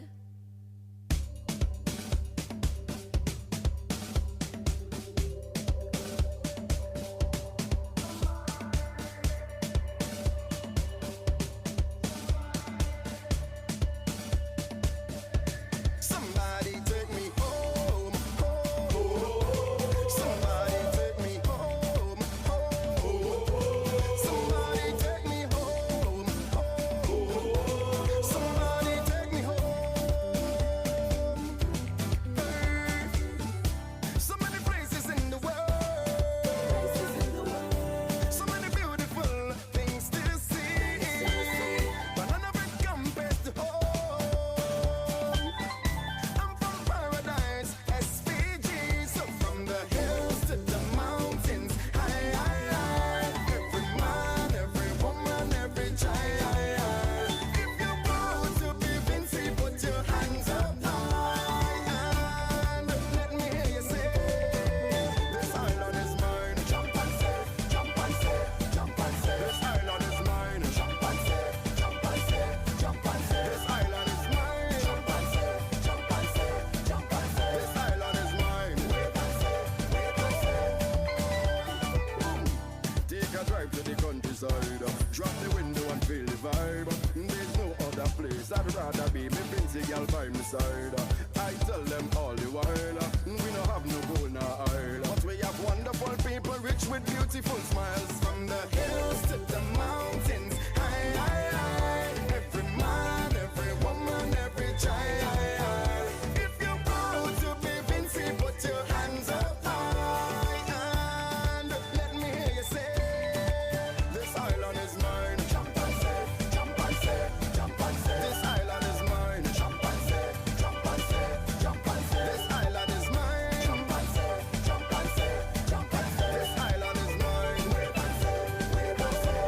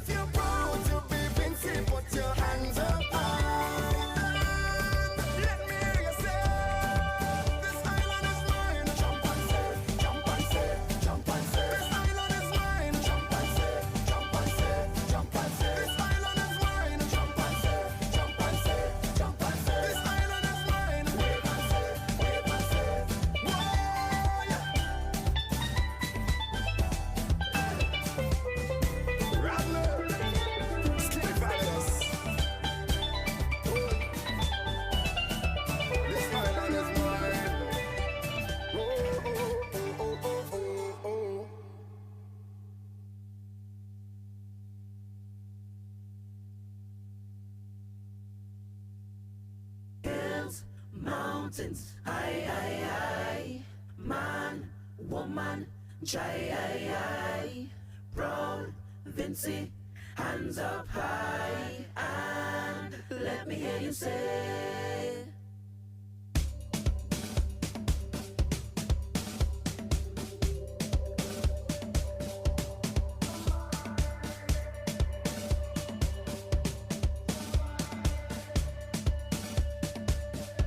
Somebody take me home, home. Somebody take me home, home. Somebody take me home, home. Somebody take me home. Hey. So many places in the world, so many beautiful things to see, but none of it compares to home. I'm from paradise, SPG. So from the hills to the mountains, high, high, high. Every man, every woman, every child. If you're proud to be Vincy, put your hands up high. And let me hear you say, this island is mine. Jump and say, jump and say, jump and say. This island is mine. Jump and say, jump and say, jump and say. This island is mine. Jump and say, jump and say, jump and say. This island is mine. Wait and say, wait and say. Take a drive to the countryside. Drop the window and feel the vibe. There's no other place I'd rather be. Me Vincy girl by my side. I tell them all the while, we no have no gold nor oil, but we have wonderful people, rich with beautiful smiles. From the hills to the mountains, high, high, high. Every man, every woman, every child. If you're proud to be Vincy, put your hands up high. And let me hear you say, this island is mine. Jump and say, jump and say, jump and say. This island is mine. Jump and say, jump and say, jump and say. This island is mine. Jump and say, jump and say, jump and say. This island is mine. Wait and say, wait and say.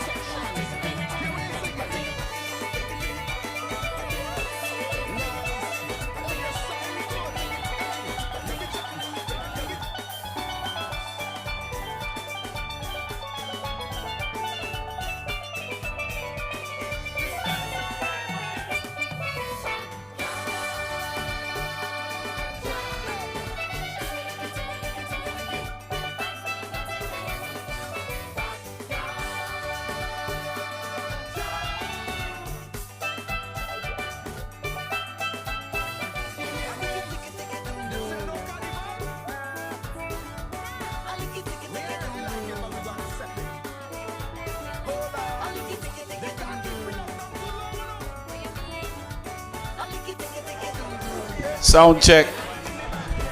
Okay, calling to order.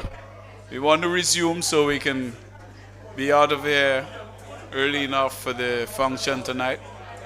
Yeah. We're just trying to round up everybody back in here.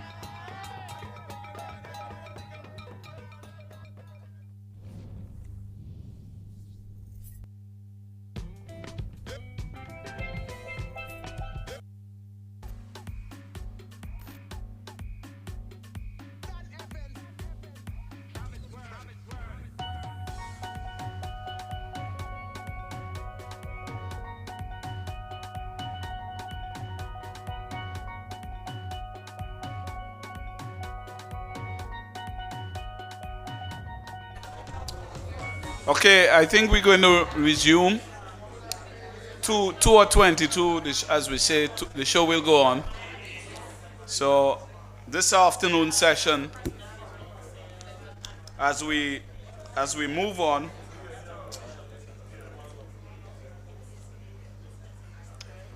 yeah, let's settle down, please.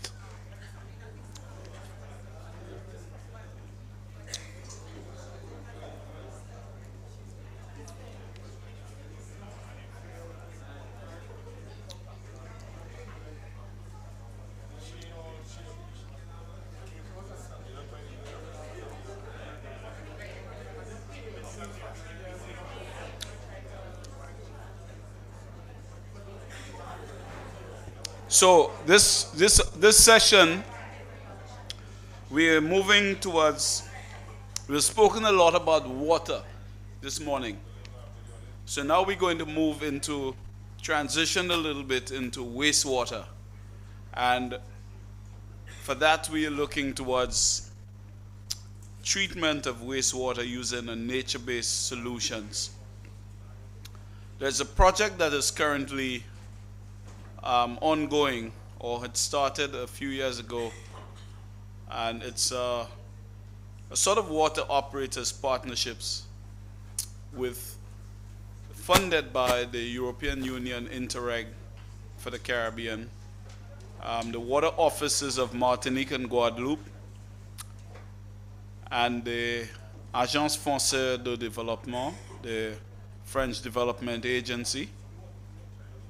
And it's a partnership where in Martinique they have used the model, a planted filter system using the heliconias, which is an adaptation that was used in mainland France.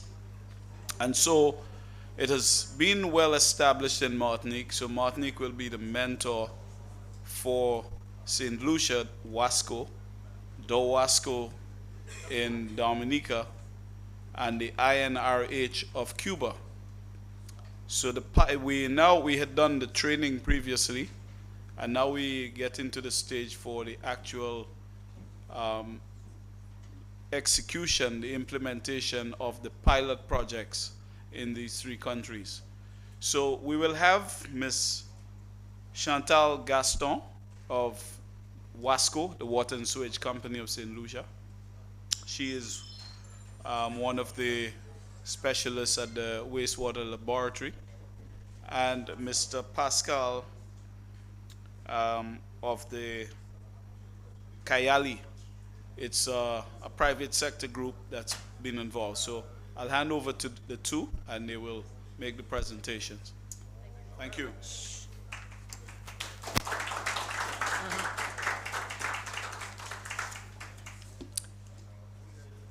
Bonjour. Good afternoon. Thank you, Mr. Je. I am Chantal Gaston, and I am a senior laboratory wastewater technologist at Wasco, St. Lucia. And accompanying me with this presentation is Mr. Pascal Sampson, who is the strategic and operational consultant from the Kayali Group from Martinique. Our presentation this afternoon is on sustainable wastewater management with a focus on construction wetland technology.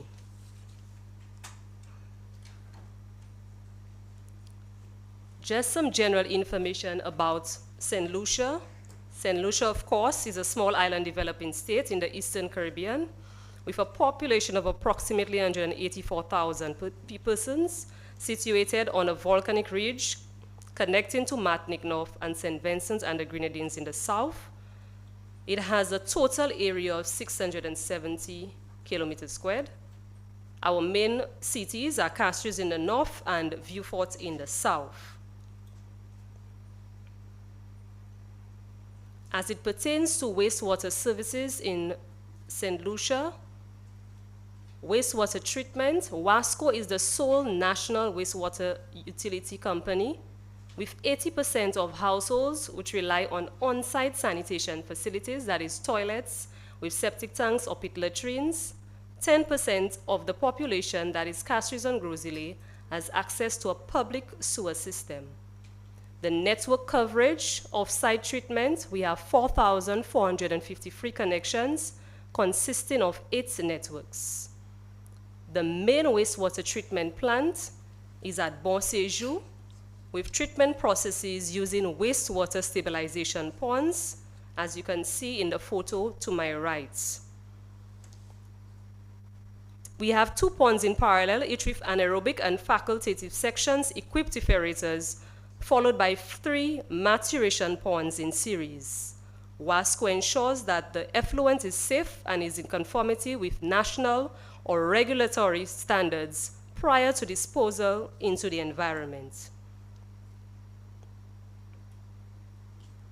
At WASCO, these are some of the legislative instruments which we are guided by, with particular focus on the Wastewater Management Act 2004 and the Water and Sewage Act 2005 and the Environmental Management Act 2008. The Castries, which is the main city, our wastewater collection system, discharges raw sewage into the marine environment in a near shore outfall. Industrial wastewater is either partially treated and discharged into natural wastewater. It is untreated and discharged into open drains, which ends up in the coast, often near villages, causing severe environmental problems. And these are some of the problems that we encounter at WASCO. Poor sewage treatment and disposal result in high bacterial levels in some coastal areas and affects the health of the local population and the environment. So you see in the photos we have untreated sewage here, and to my right we have little or no control of grease or oil into our systems.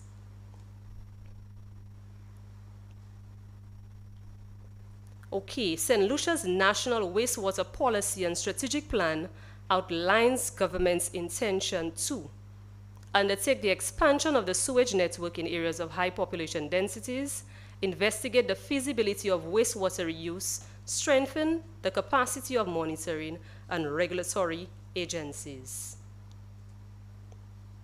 I now move on to wastewater sanitation in the Caribbean. There is a global recognition regarding the importance of improving wastewater management as part of the integrated water resource management, which aims to promote sustainable use of water across sectors such as food production, health services, environmental protection, and industries in order to protect our ecosystems. Wastewater management has been reflected in global commitments and multilateral environmental agreements, MEAs. Wastewater treatment is specifically highlighted in Sustainable Development Goal Target 6.3, which seeks to improve water quality and reduce untreated wastewater by aiming to cut half of the population of untreated wastewater by 2030.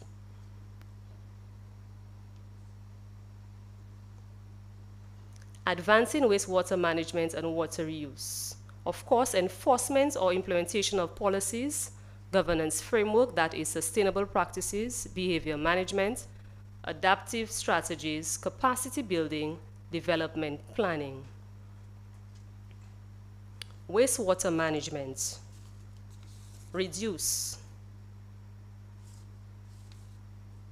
We have our 4 R's: reduce, reuse, recycle, recover, rethink. Reduce. To improve treatment and minimize the generation of waste by using fewer resources. Reuse. Treated wastewater is used as an alternative to water. Recycle. Reclamation of potable water from raw water in accordance with potable water safety standards.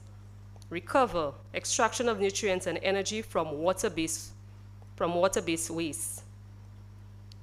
The paradigm shift, which is a shift towards decentralized systems that treat wastewater closer to its source, reducing the need for extensive transport and allowing for more efficient resource recovery And lastly, rethink providing more sustainable practices for resources and management.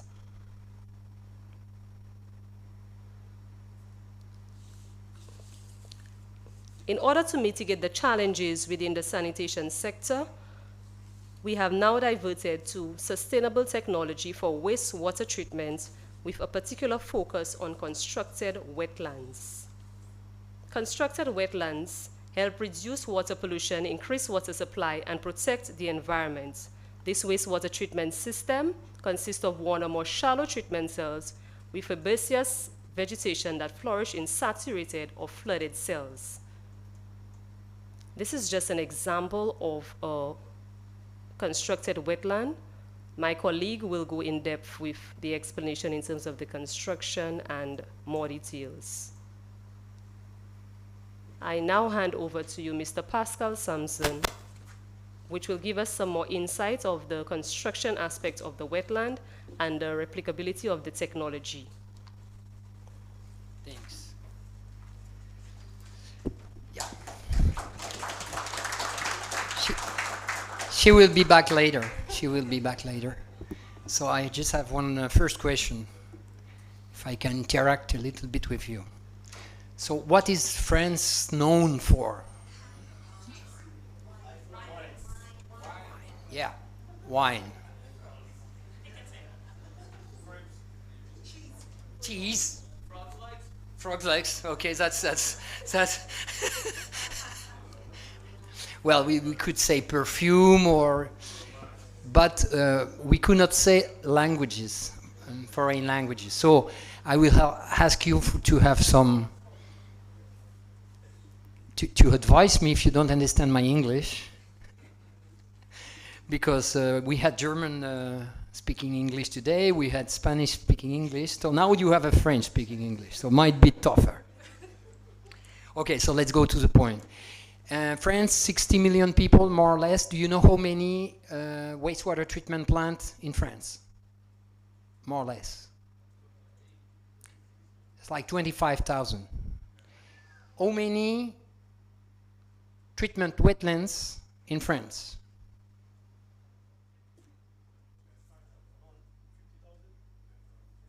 Not so many. No, I heard 5,000 is like 6,000, okay, which means 25%. If we talk about the whole, if we talk about less than 2,000 equivalent user, we are talking about 50%.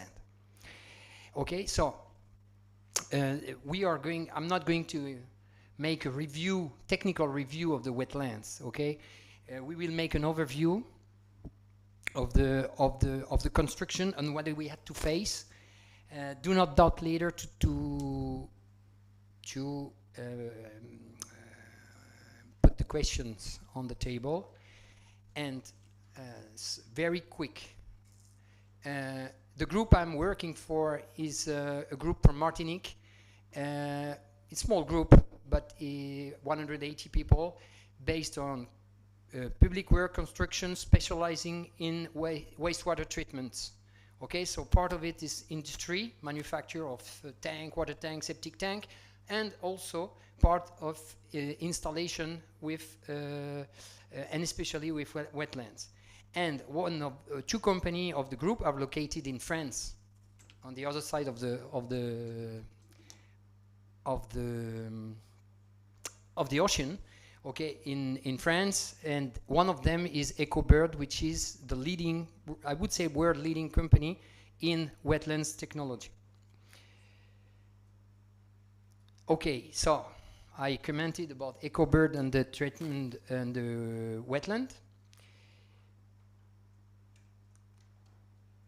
Second part of the group is dedicated to, another range of product is a more intensive wastewater treatment product. And also we have a huge quantity of domestic installation.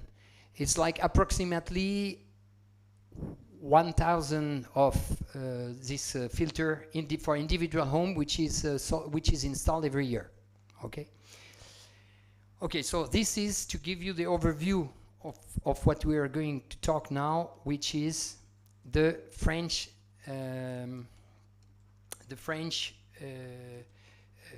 That's why I was talking about French. Sorry, I'm not familiar with this staying without moving. Sorry.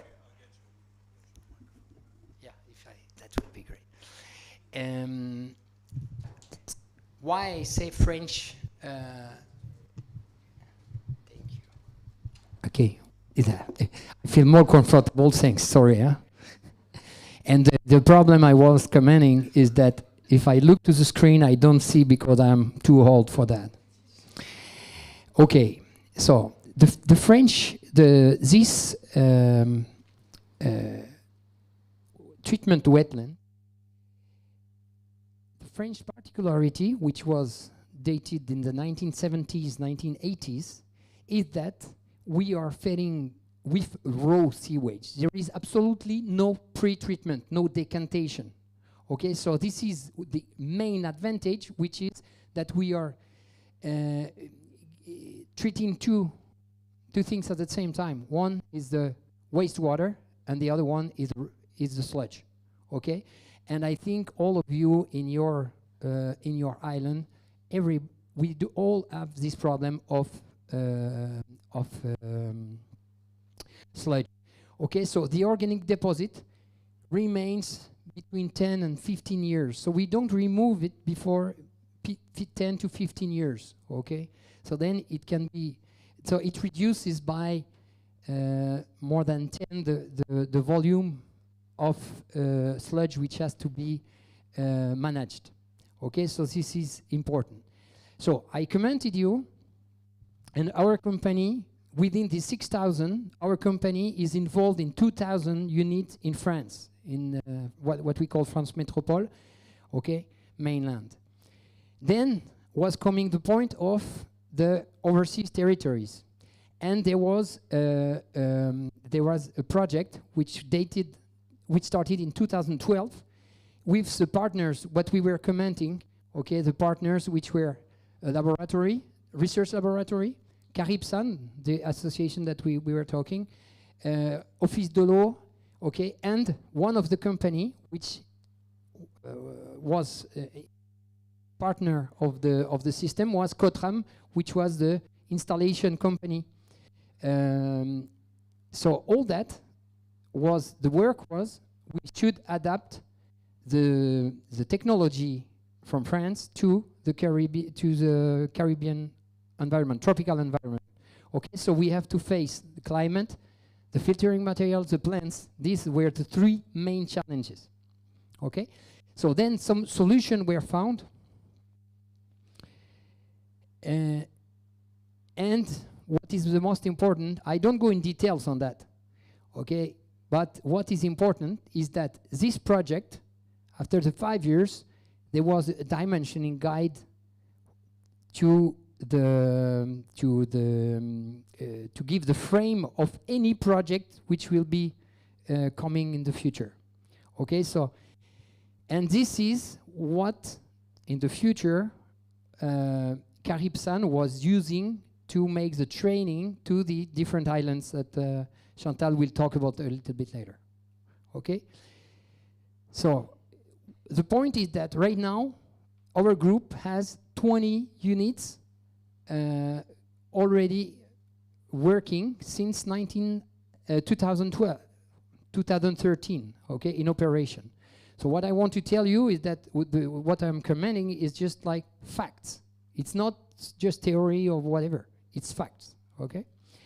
And so I will give you a few examples. There are various examples. Type of water will be different. We'll see domestic water or industrial water.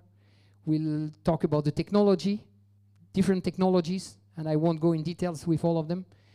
The sizing, dimensioning of the unit, the different parameters, which will be able to comment. So here, you see, for example, the first unit. The first unit which was installed is 1,000 equivalent user 2013, and this was standard, what we called vertical filter, okay? Then another unit is a vertical sink filter, but then in this case it's like there is not two main filters. There is only one filter, but there is a saturated part, there is water all the time, and unsaturated part on the top. Okay, and then the next one, which is a combination of the two. Okay, here you see that there is 120 equivalent user, and another one which is up to 1,200 here on this slide. Two other examples. In this case, in French Guiana, you have seen that it was in Martinique, Guadeloupe, and Guyana. Okay, so you see here is one unit. Basically, you spread over the raw material. The water will go filtrating through gravels. The plants will help this layer of sludge to not to create not to be solid, okay? And the filtration will allow the treatment. This is basically how it is done. Then what you have to understand is that the plants are here to have it's just a additional it's just an help to make the treatment, okay? But then we will see with Chantal the advantages and why the plants are very important. Then during this evolution, one objective was to reduce the filter. Why we do that? It's because if we can reduce the filter, we are able to go into more to go in more urban areas. But in this case, so there is a mix of standard aerated system, okay, like sludge, activated sludge, together with the filter. Okay, so this is more compact unit, much more compact unit, and better results. Okay, it's more technical. Probably not the type of technology that you should start as a new project. But you have to understand that the technology has evolved over the 50 years, okay? And the system now allows to have very high efficiency with very compact system, okay? And much more attractive in terms of economical budget than activated sludge. And this is an example in Martinique of this technology which was installed last year. Okay, before that we were sticking with the standard.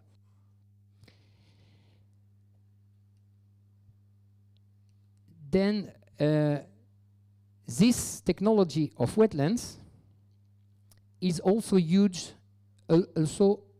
for the sludge treatment, okay, what we call drying reed beds. And once again, we have to face different challenges, which are the climate and especially the plant, because when we are treating sludge, the plants are not necessarily exactly the same. Other examples which are here with agro industry, and especially this is rum production, that probably you know GM. You see that the quantity of when we are talking about domestic water, we are talking about flow rate all over the year. That's standard. When we talk about rum, we talk a big quantity over 4 months, so huge quantity of load and volume which comes within 4 months. So the technology, once again, has to be adapted. But this technology allows to make the treatment, appropriate treatment, for very high load. If we compare and if we just make the calculation of the BOD divided by equivalent BOD equivalent users, the first one would be like 10,000 equivalent user, and the second one 30,000 equivalent user. Okay. And another example, which is a fresh juice factory, which was also treated with combination, and this was the first. This will be the first. This will be the first in Marie-Galante. They are under construction. I mean, it was finished beginning of the year, and it is specifically to treat the sludge. Okay, so this is the first unit which is dedicated to that. Okay, so then we can obviously make the treatment of the septage, for example, directly on this kind of plant. So I will leave Chantal now to talk about the advantages and what how she has the perspective in Wasco now and in St. Lucia.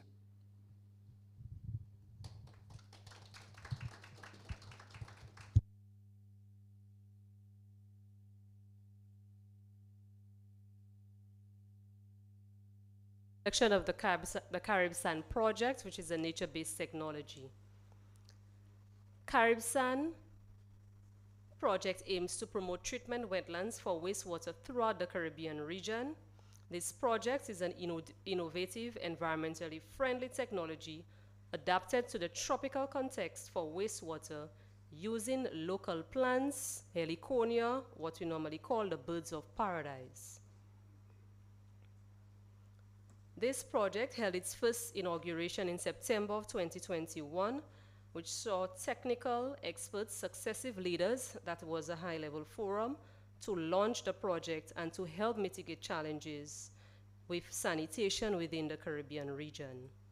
The Caribsan project identified its pilot countries, that is in Cuba, Dominica, and St. Lucia. The project is co-financed by the Inter-Caribbean program under the European Regional Development Fund and the French Development Agency and the water offices of Martinique and Guadeloupe.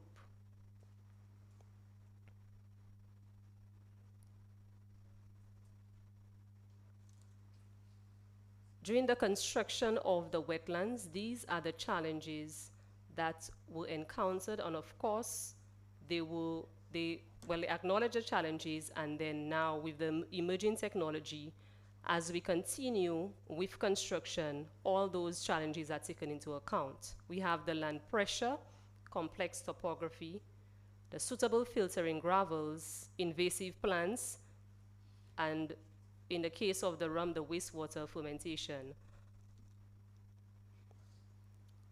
The advantages with the planted filters or the constructed wetlands, because of its robustness, climate resilience, simple maintenance and operation, its operational efficiency, high pollution treatment rates, the aesthetics, of course, the field of flowers, biodiversity, and it integrates the landscape, high social acceptability. This is just a photo to show you the funding agencies and project partners of the Caribsan projects. Our technical partners, do Wasco from Dominica, Wasco from St. Lucia, Kawasa, of course, from St. Lucia, INRH from Cuba, and RIE. Our technical partners and financial, ODE, International Office of Martinique, International Office of Guadeloupe, and our financial partners, the Inter-Caribbean Program and the AFD, Agence Française de Développement. This photo is the identification of our project pilot sites, which has been validated by the experts from Caribsan. And this is Black Bay in Vieux-Fort, St. Lucia, located in the south. With respect to Dominica, we have the La Plaine pilot site, and in Cuba, Pigolotti, the pilot site. Our Caribsan phase one success stories. We trained 200 Caribbean professionals. We had validation of our construction sites, production of preliminary construction drawings. We had Cuban students graduating, Caribbean promotion abroad, communication, and we had a high-level international conference with 14 countries represented.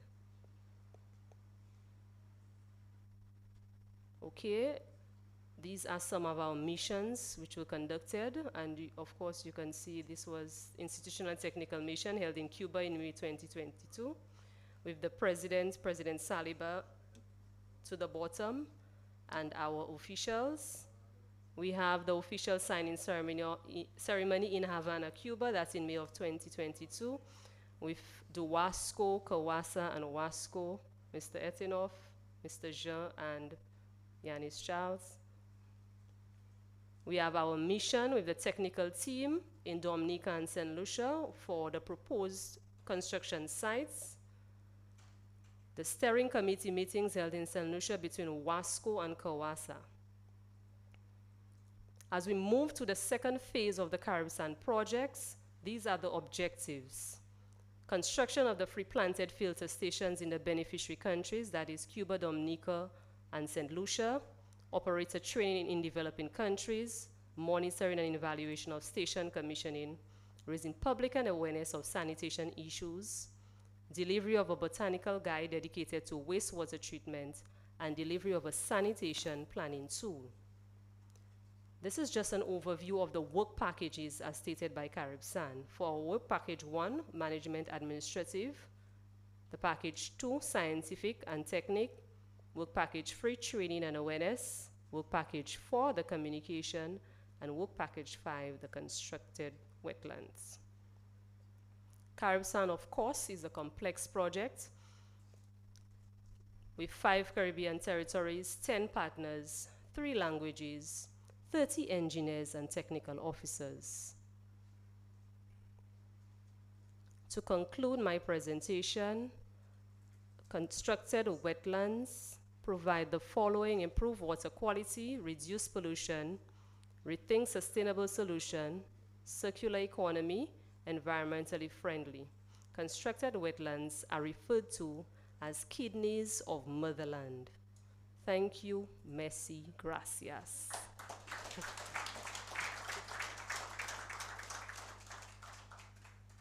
Questions?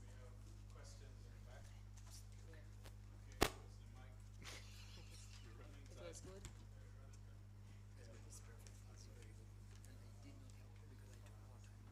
Yes, I know. You will ask about that.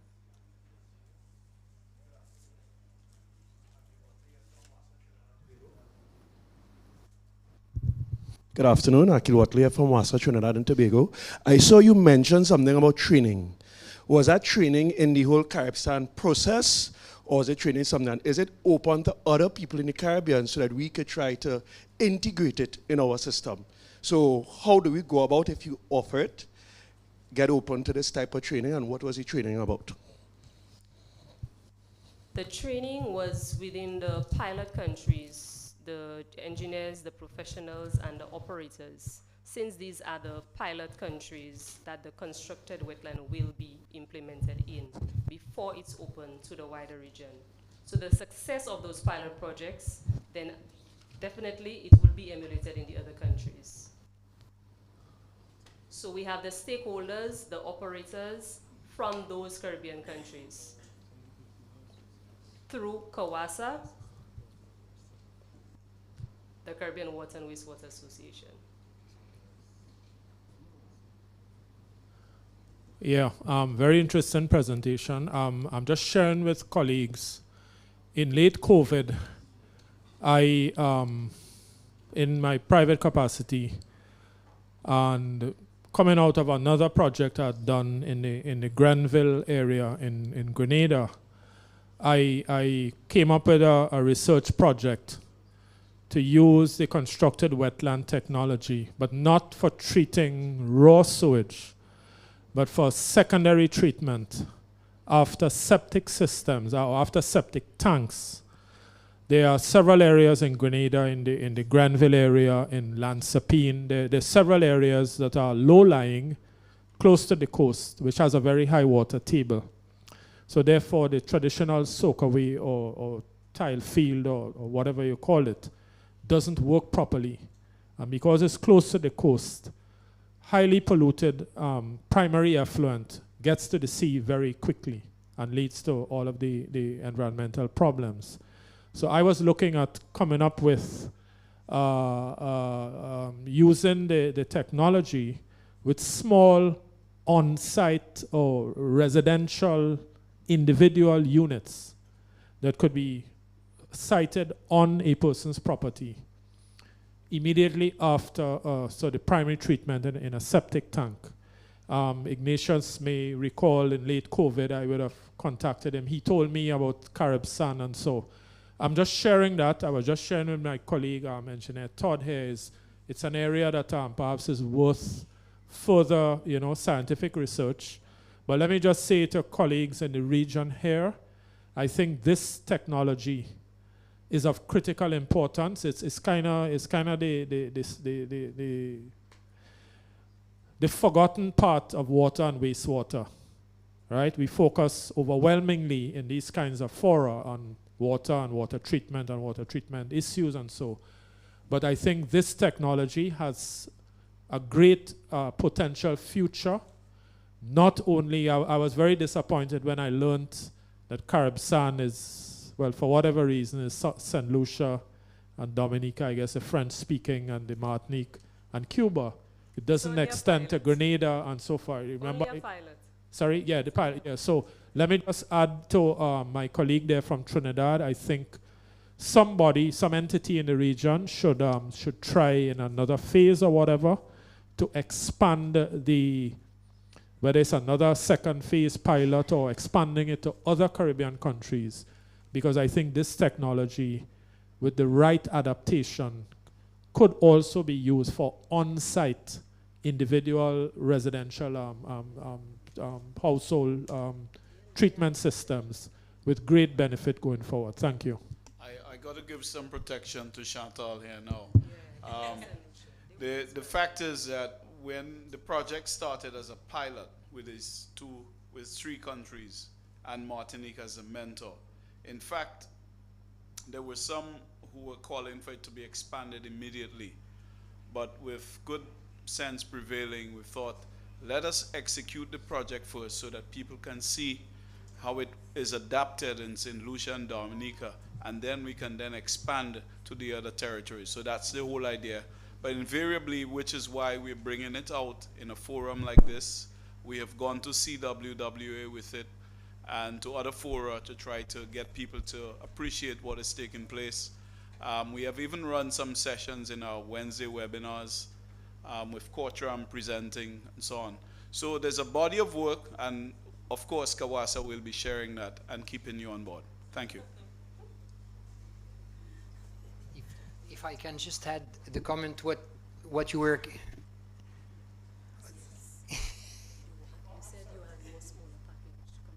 yeah, that's why I moved back to this slide. On the bottom right, you can see exactly what you were recommending, which is a septic tank, and then it's a treatment of the wastewater, free of suspended solid, which goes by percolation through a cocoa filter.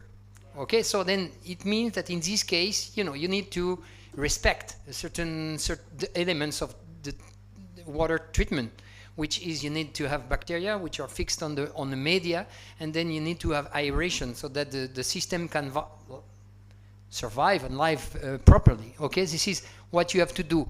More compact is the system, more technical it has to be. So that's why in this case you have the pre-treatment and then the treatment. Okay, what is the system? This installation is exactly what I was commenting, that our group is installing or selling more or less 1,000 units per year in Guadeloupe, Martinique, and Guyane.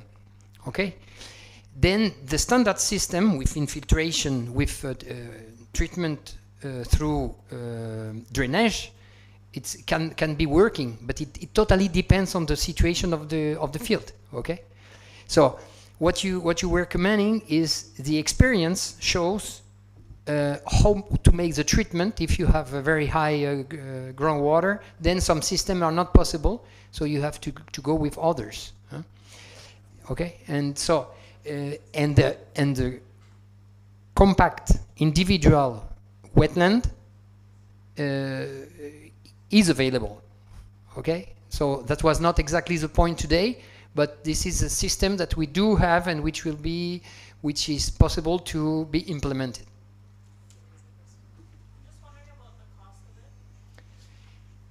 Okay, so if we talk about this bottom right here, this is a cost which is quite high.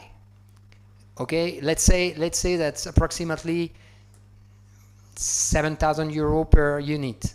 Okay, per installation.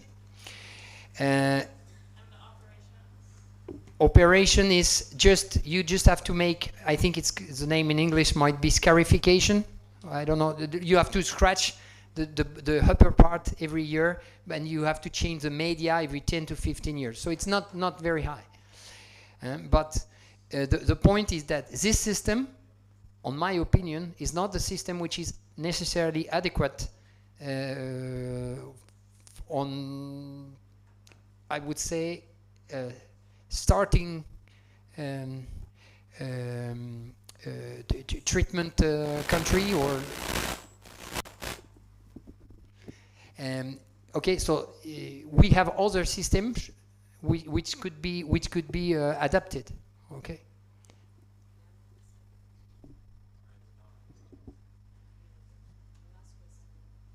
Yeah. And before then we feel free to contact us to discuss, because we have other tools to show you, or and the experience can be shared during the 2 coming days, obviously. All right. Good afternoon, colleagues. Kevin Hope, CAF Development Bank. I want to congratulate all the stakeholders with respect to the Carib Sand project. And just to say, from our end of things, and equally the challenge that Mr. Smith posed, that we'll be happy to learn more about what it's about, how we can help to scale some of those lessons and ideas. A question that came to mind, I recognize the pilot countries' topography are almost identical. So what came to mind was, let's say an Antigua and Barbuda, or even let's say a St. Kitts and Nevis. You know, how would such a project work in in a water scarce country as such, or even a Barbados? Could you just give us some insights? And herein lies the opportunity for which, again, multilateral development agencies like us could really lend some support in bringing in other partners. Thank you. The project, it depends on the local context, and that's why I showed you the Caribbean overview of the project. But we also we had some projects in Laos, we had some projects in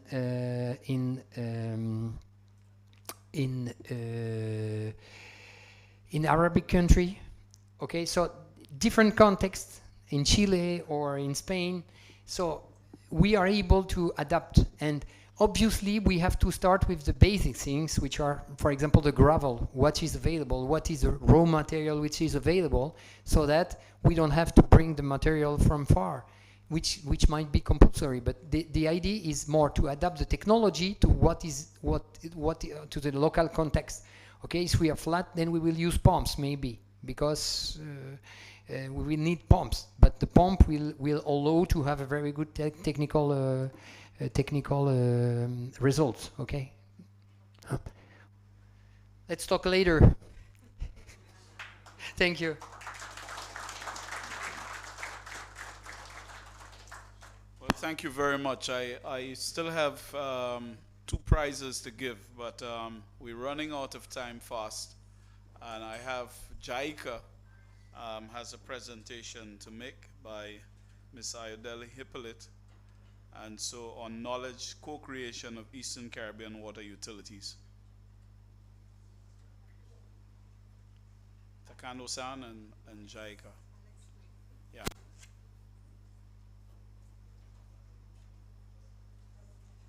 Good afternoon, everyone. We promised to be 15 minutes and we're done. I think everybody's done with this day. We were done with people talking. We're just done. So we promise, in true Japanese fashion, to be concise, precise, but hopefully useful. And I'm actually not the presenter, Ignatius.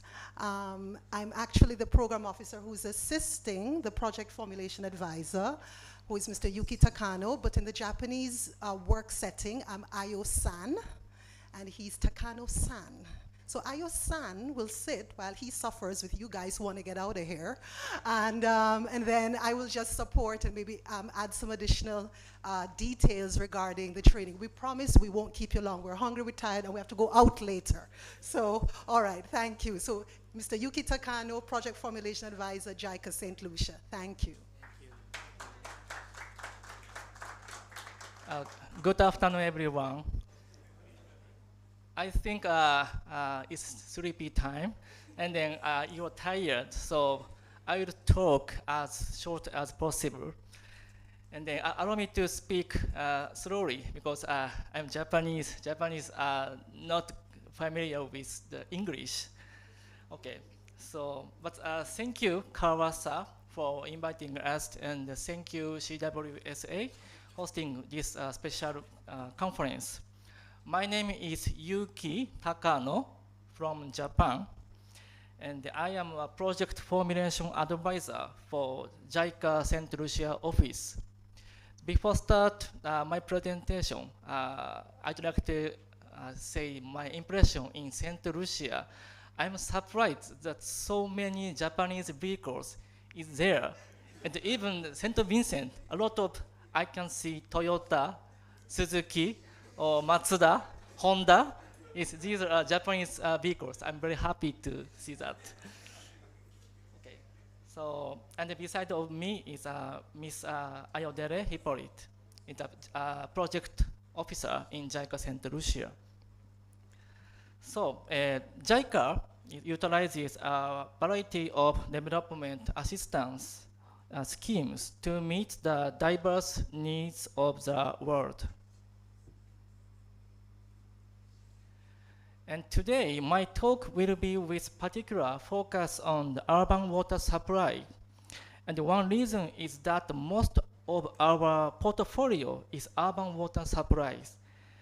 And another reason is that the urban water cluster is the front runner for all clusters activities in JICA. Maybe we can share our thoughts and then learnings.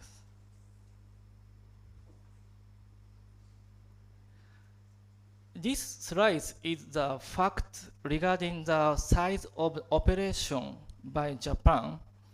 You can see the presence of Japan in water sector. Japan had been top donor from 2026 to 2017. It is slightly declining recent years, but still big.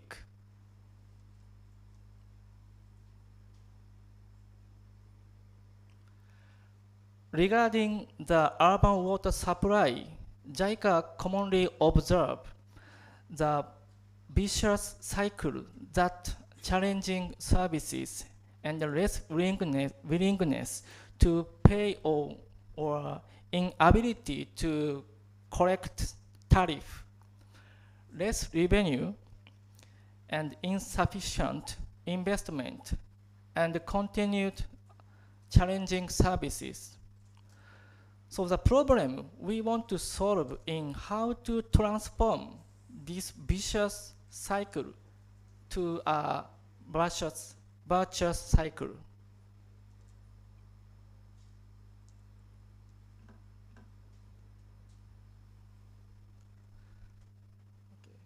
So let's look at the example of Samoa project, which the country in Oceania Islands.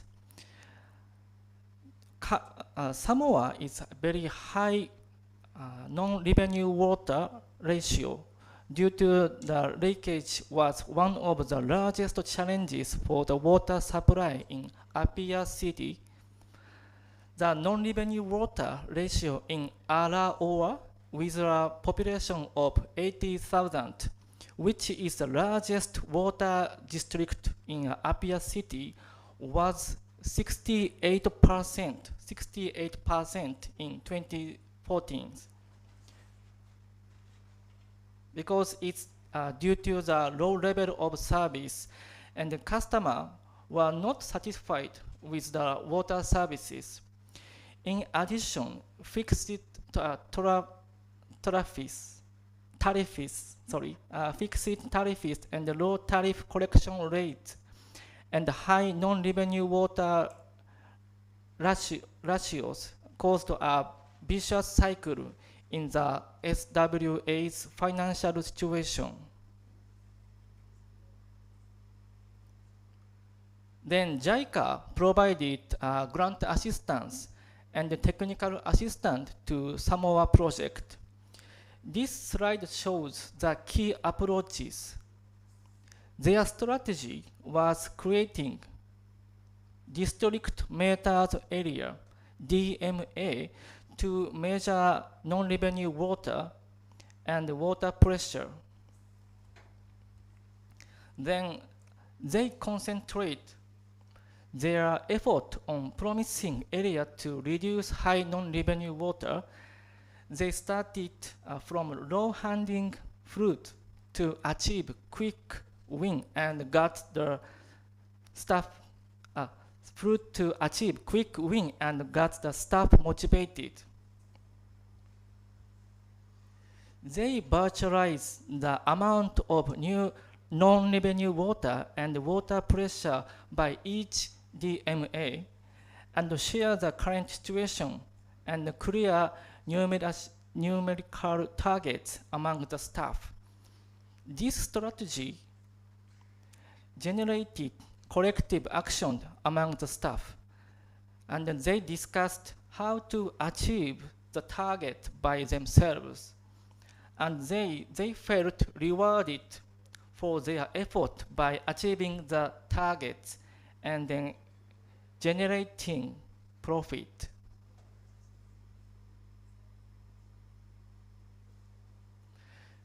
This table shows the result of cost-benefit analysis. The expense for non-revenue water reduction can be recovered by increased revenue within a short period. And as you can see in the graph on the right side, tariff revenue has been increasing and the deficit has turned to surplus in a few years. So in this case, the JICA realized that Caribbean and the Pacific are far apart, but they share the same climate and unique island challenges.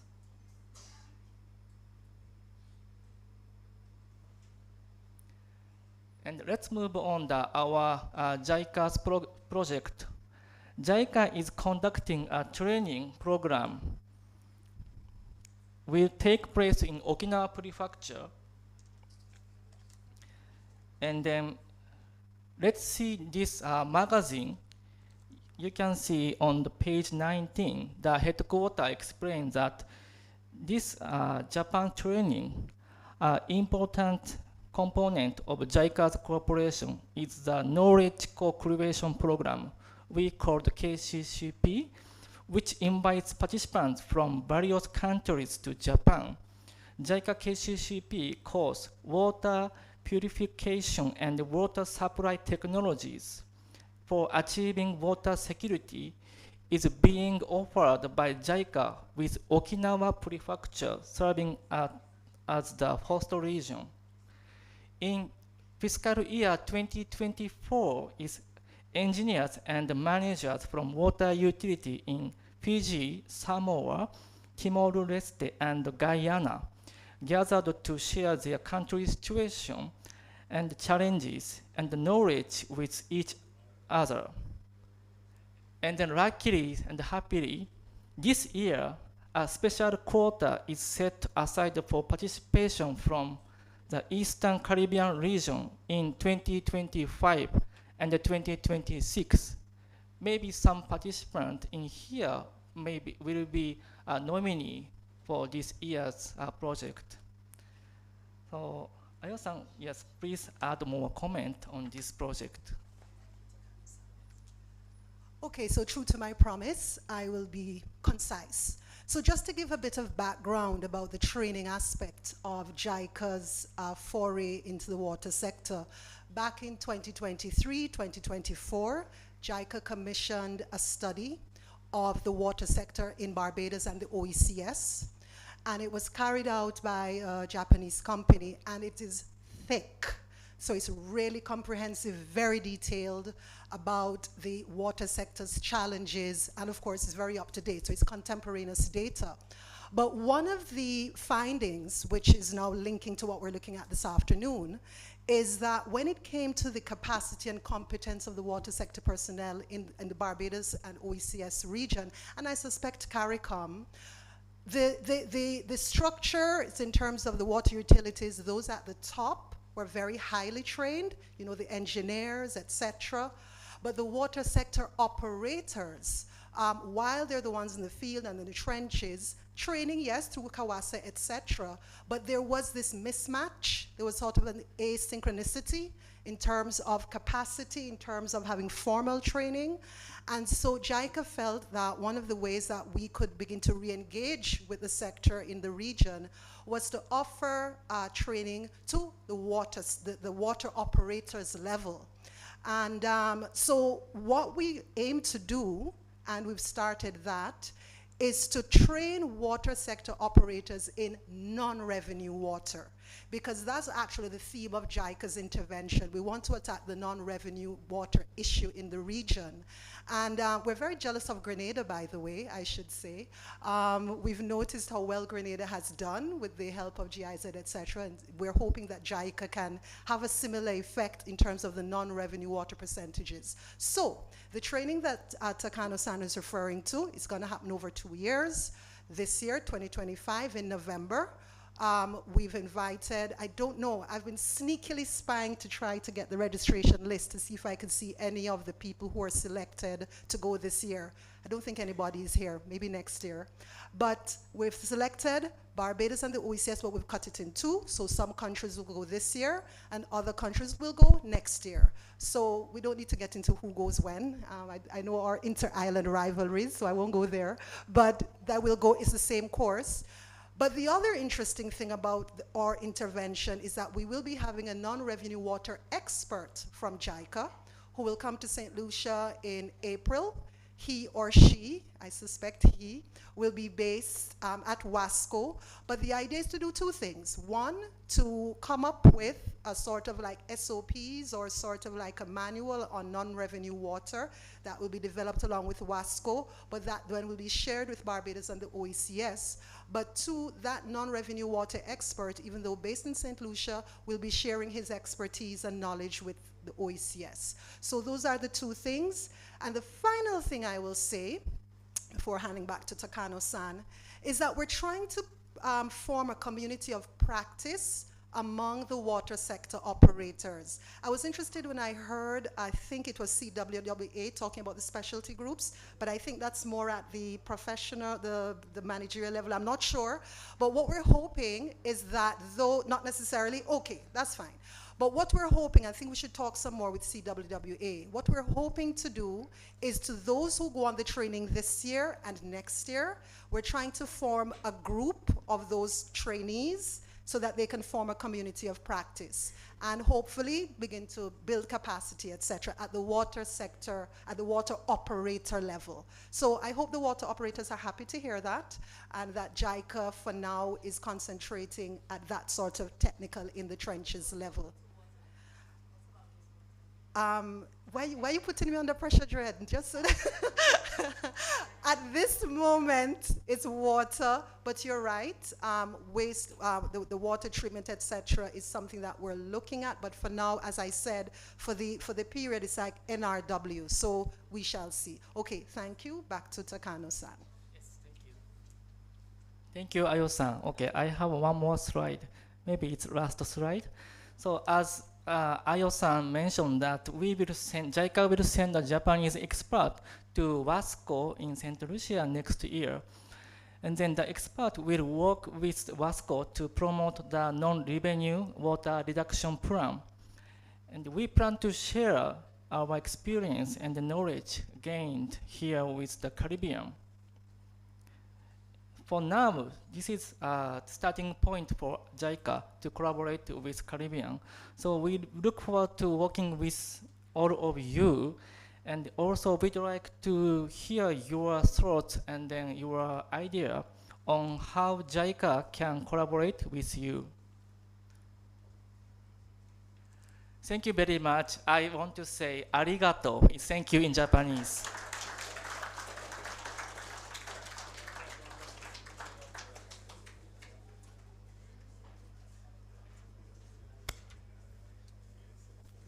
Well, arigato. Thank you, Takano-san and Ayo-san, for these presentations, which takes us to the end of today's session. Just before I close, as I promised, I have two books that I want to give away. I go give the books away, but I have to do it properly. So there's, Chantal mentioned that there were 4 R's in treating with wastewater. Could anybody remember what she said they were? Yes? Wait, quiet please.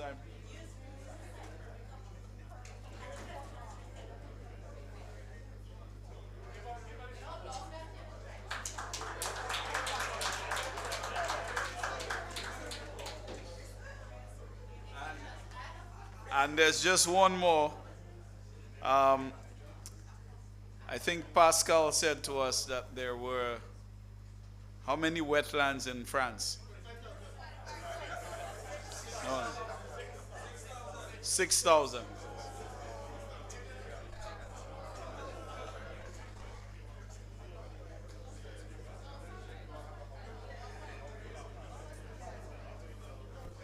Okay, thank you very much. Give yourselves a round of applause for our wonderful sessions today. Tomorrow morning we want to start promptly at 8:30 because 2 of our speakers will be joining us virtually. So we have to maintain the time so that because some of them have some other schedules to keep, particularly for the first half of the morning. So let us be here for to start at 8:30. This evening, the buses pick us up at 6:30 at your respective hotels to take us to the evening of entertainment and the pinning ceremony. So see you a little later. Have fun.